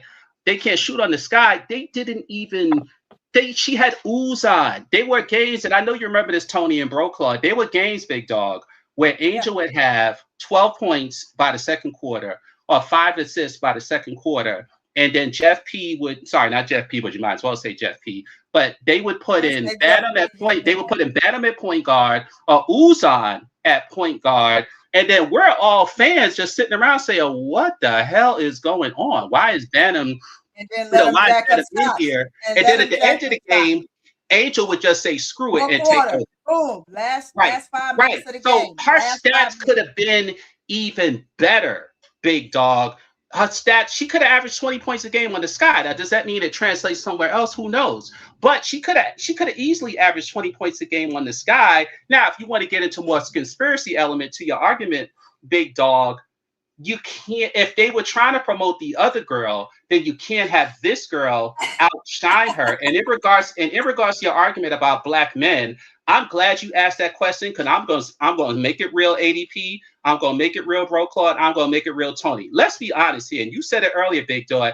Ain't no man, black or white, going to look at Angel Reese and look at that other girl and say they like the other girl. If you say you like the other girl, that means one of 3 things. You gay, you got issues with your own color, or you got issues with your own manhood. Because ain't no man walking on this earth gonna look at them 2 women and choose the other one. And you notice most of those dudes, the black dudes that badmouth Angel, they all simps. They all simps, and they all got white women, right? And there's nothing wrong with having a white woman, but if you have a white, let's take RG3, perfect example, right? RG3 loves Shador Sanders, but he hates on Angel Reese. And I'm gonna say stuff about Shador, and Bro Claude, I've said this in the chat. Let's be real. You cannot compare Shador's career to Angel Reese. Shador been coached by his father his whole career. Yeah, we love Shador, we like Shador, but if his father didn't coach him, he would have been like a 3-star player coming out of high school, right? Angel Reese has been yes. Oh, thank you. Angel Reese has been the number 1 or 2 player on every. One second. I had to mute you a second. We're gonna leave Shador for another conversation, because Shador topic is a topic that's gonna be coming up soon. But they hate on Angel Reese. That don't make no sense. He can't hear you, Tony. Hey, listen, y'all. I'm about to start my show. My mic was on. I thought I was talking. Oh my God, sorry. Yeah, no, we gonna get ready to kind of slice this a little bit, because we could go all night on this. We've been up here 3 hours, and Bro Clark got to get ready to start his show. But I do appreciate everybody that came up. I appreciate your insight. You gave my chat some, of course, vital information stuff, of course, that that we already know behind the scenes, but we really don't really talk about, because of course, people are like, how do they like to call you lies, whatever the case may be. It doesn't matter to me one way or the other. However, we are going to reconvene for sure. So MSL, always make sure you stay steady. I'm here Monday, Wednesday, Friday, chat. I'm here Monday, Wednesday, Friday, 5. If I have something I'm doing, I will push it back, but I still come on at those same days regardless, whether it's 5:30, 5:45, or whatever. But it's already set for 5 o'clock. I appreciate you. I appreciate your knowledge. I appreciate everything you gave us, MSL, Big Dog, ADP. I know you had something you were doing, but then I appreciate, if you have something, you got anything you wanna put out there real quick? No, this was awesome, Tony. What'd you do? Hey, I just say, come on, MSL. Hey. I mean, the panel was great, and panel was great. Feisty, but I love this part because I too, I'm like MSL. I can get started and I keep going because it's so much information out there, right? That A people lot of just don't information, know, right? absolutely. And just to be able to share that with you guys and y'all soak it in is super rewarding that you guys hung in here, you stayed in here. Also, before you leave, hit the like button because there was quite a few people in here. Hit that like button, y'all. Hit that like button. Y'all gotta hit it. You got a lot of information. Big Dog was in there doing his thing. Big Dog, So woof woof. My appreciate you brother. guys. Everything that I know you wanted to come up, Jacob, but it was hot to trot up here. It was on fire. It was lit on this Friday night. I love it. Man, I could jump up and down right That's now. all right. We finna take you into the midnight, baby. Midnight out, baby. Well, Quiet Tony, storm. again, thank you Hey, for letting me up. I know that's not your absolutely. thing, having the open panel stuff, but thank you for letting me up and letting me trigger your chat a little bit because you know I like to Hey, no, trigger I love it. folks. I love it. What up, Big Look, Dog? It's so all good, man. Big here's what Dog, I'm you and I gonna used to do. talk in So the chat. I don't know if you sometimes remember. Yeah. sometimes I am gonna have this open and I kind of might make Friday be this thing, right? Everybody can come up and give their soliloquy and cook, but if you ain't got no information, I'm probably gonna pull you back down and you won't get a chance to come back up. But you gotta know your stuff and you gotta be able to give us some good insight. I mean, MSL was cooking the entire time. Big Dog, you came in right out the bullet. You was on point. ADP, you jumped in there. You said your soliloquy. I appreciate it, bro. Clark, thank you for coming in the building. Always rocking, socking, robot. I love it. I love it. Bro, Tonight Tony, was Claude. so fire. I mean, look here, I'm cheesing all the way in the back of my head. That's all I'm saying. Tony, What you got? would you mind if I did some self promotion real quick? Sure, go ahead. Go ahead. I have my own channel in case y'all want to get Yeah. triggered some more. Yes, Y'all he could do. come follow me at Big Dog Sports 18. He been having I'm Okay. good show. always willing to debate and argue. I like to arguing. I'm a New Yorker, so I just get off on that. But don't come argue with me with your opinion. Have some facts, Have facts. Have facts. Have facts, y'all. and then Have we could facts. have that conversation. Am I following you already? I think I'm following you already. And I thank just you gotta come. again for having me up. I really appreciated this. This has been great for me. Thank you. Yes, Yeah, absolutely. this was Big this was Dog in the great. house. This was great. Everybody up here was just great. I'm so excited, man. Look here, I love this AP, type of stuff, man. I love this stuff. did you learn? You learned? Man, Shoot, yes. I AP did. was cooking in there too. Shoot. Man, Hey, AP now that was girl on this is BD, point. something. This is something that I that wanted match. ADP. This is something that I wanted. I wanted ADP to know the same way that I took Tony. Keisha took Tony. Yeah, now K-Step took Tony. The same way, okay, baby doll. Same way. It ain't gonna Okay. change.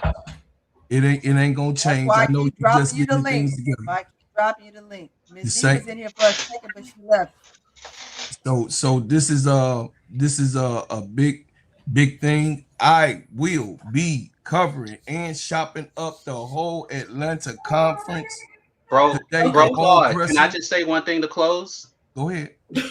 Yeah, the only reason why I came on here, I'm not saying I'll never come back, but the reason why I came on was because, like we said earlier, we all Uh-huh. know what Angel Reese had been through the last 2 years. We don't need to revisit that. We've all seen it. We've all Right. experienced it. It's been like a cathartic experience, right? So Right. to see that presentation and then to have people come into the chat, not you, Big Dog, but other people come into the chat and say they craziness. I just thought it was some sort of sacrilege because we're all trying to move on or heal, whatever word you want to use. And so the Right. girl finally got her day that she wanted, and then these fools gonna come up in the chat with these little silly arguments that don't make no sense. So I just Yes. felt if people wanted to have a debate, if they wanted to have a conversation, let's have a conversation about her basketball game. Because we all know her basketball. It's not just me. We all know her basketball game. We could Right. all came up Right. here and did this. So because of this day, I just felt it was so wrong. So if people want to discuss her game, let's discuss her game because I can break down every facet of her game, as I'm sure many of us could, and pull back the statistics, the times, the place, AAU, St. Francis High School, here, there, FIBA, all of that stuff. Let's have that conversation because it's all fake and it's all false. The league, the WNBA knows who Angel is, and that's why they treated her the way they did in 2024 because they didn't want her to blow up the way she's blowing up now. That she know, and when she goes to Atlanta, it's gonna be okay. They didn't see her coming. They didn't see her coming. They ain't see her They coming, didn't see her bro. coming. They ain't see her coming. They ain't see her coming. They didn't see her coming. Yeah, It's like a mushroom cloud. Boom. Yeah. And then you get that wave, right? It's like a 500-mile-per-hour wind after the mushroom cloud, and it knocks down everything in its path. Go ahead. Don't teach him. Don't teach him. Don't teach him. Yeah. Don't teach him. Hey, so I'm getting up off of here, y'all. I'll see y'all all right, bro, on the other side. I love y'all. This was a big show for Tony. Okay. I'm proud of Tony. In a repertoire. She needed this, and this is where catharsis, y'all. Cathartic. I want to say I've been on the road for the last 2 weeks, y'all. I appreciate everybody that has come in. Continue to hit the like button. If you're not a subscriber, whether you're a lover or a hater of my channel, it doesn't matter. Subscribe anyway. We take everybody. Shout out to Sister Bernadette. Put it up. Run it up. Hit the like button. All right, salute to y'all all, man. Thank you again for having me. It's been really good. I enjoyed this very much. All right, see y'all on the other side. All right, you guys. See y'all on the other side. I appreciate y'all for coming in. I appreciate y'all for doing your big one. It's always ecstatic to have a great conversation, to actually have so much of a conversation that it could almost never end, right? Right. This is something that we're gonna always something like that, right? I love it. That's all I have for today. Because I will be back. Also catch Keisha and I tomorrow. What time y'all coming on? If it's not at 12:30, it's probably. I'm gonna check the thumbnail then. Okay. Yeah, as a matter of fact, I can tell you right now. Give me 1 second. I can tell you right now. We will be on tomorrow. We know what it's scheduled for, but we gotta get up. Let me get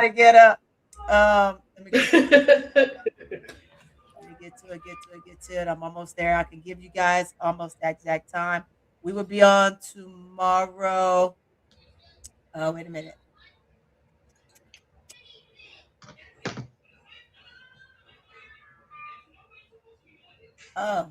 She don't have it posted yet. But it's coming. We'll be on tomorrow. Look for us somewhere between 12:30 or between 12:30 and 1:30. Look for us around that time because I got the grandson. I'm gonna get up. I'm gonna fix him some breakfast, and then we probably gonna lay there for a minute until I get ready to jump on. So absolutely, we will be on Full Court Trio tomorrow. But again, thank you guys so much for tuning in. The lovers and the haters, we appreciate you all for coming in the building. Never change or waver from who you are. It's important. If you're a hater, I want you to be a hater even when the sky starts to clear, right? Don't change and don't waver from who or what you Stay are. hating. I'm telling you, be that hater all the way through. We love it. Hey, Goon, man, did you handle my lightweight in the chat, Goon? I know William Goins was on it. Were you helping William? Were you helping William? William was in there lighting it up. Goon was. Yeah, they was in there. Was on a roll. Going to the playoffs. You're so stupid. They just might. Hey, they just might. We're not gonna take nothing from nobody. It's good basketball that's played this year. They did what they needed to do to get the moving pieces. I'm sure that, of course, what we've learned that if what's his name didn't let Angel go, it probably was going to be a blow up this year like no other. So it's a good thing she's where she is. It's important for her to be able to have some comfort for herself, as well as being able to just play with ease and not have to worry about all of the other stuff that's around her, right? Angel is the missing piece, one of the missing pieces, the only missing piece for Atlanta. Atlanta did their thing. They played extremely well last year, but they needed one little thing to help them get over that hump. I believe it's Angel. I'm glad she's there. Let's see her do well. Let's root her on and cheer her for what she will bring to the team, whether she does a lot or she does a little. I mean, I know Angel to be Angel, so we're gonna see what we've always seen and more. I don't see anything different. Uh, but she'll have more time to rest as well versus having the weight on her shoulder. But at the end of the day, I think she likes wearing that weight. That's important to her to be that person for her team and her teammates. So we're gonna continue to push her to be the best that she can be. The same for all the players on all the teams. I'm still gonna I like Cardosa. I'm gonna watch Sky simply for Cardosa. Is it gonna be a big thing for me? Probably not, but I'm still gonna cheer. I like Skylar. Skylar is a big player in mine. I've watched her since she was, in her younger days at Notre Dame, right? When she was a sophomore. I didn't see her freshman year, but for sophomore year up, I followed Skylar the whole way through. It's gonna be great to see what she can help uh the Sky do. And again, this is a must-win year for GFP because I do believe his job is on the line. That's what I said. I'm gonna stand by it. I believe it, and guess what? I know it. So, with that being said, let's wish everybody the best. That's the way it is. Again, great talking points for everybody. And with that being said, guys, I will catch you all on the next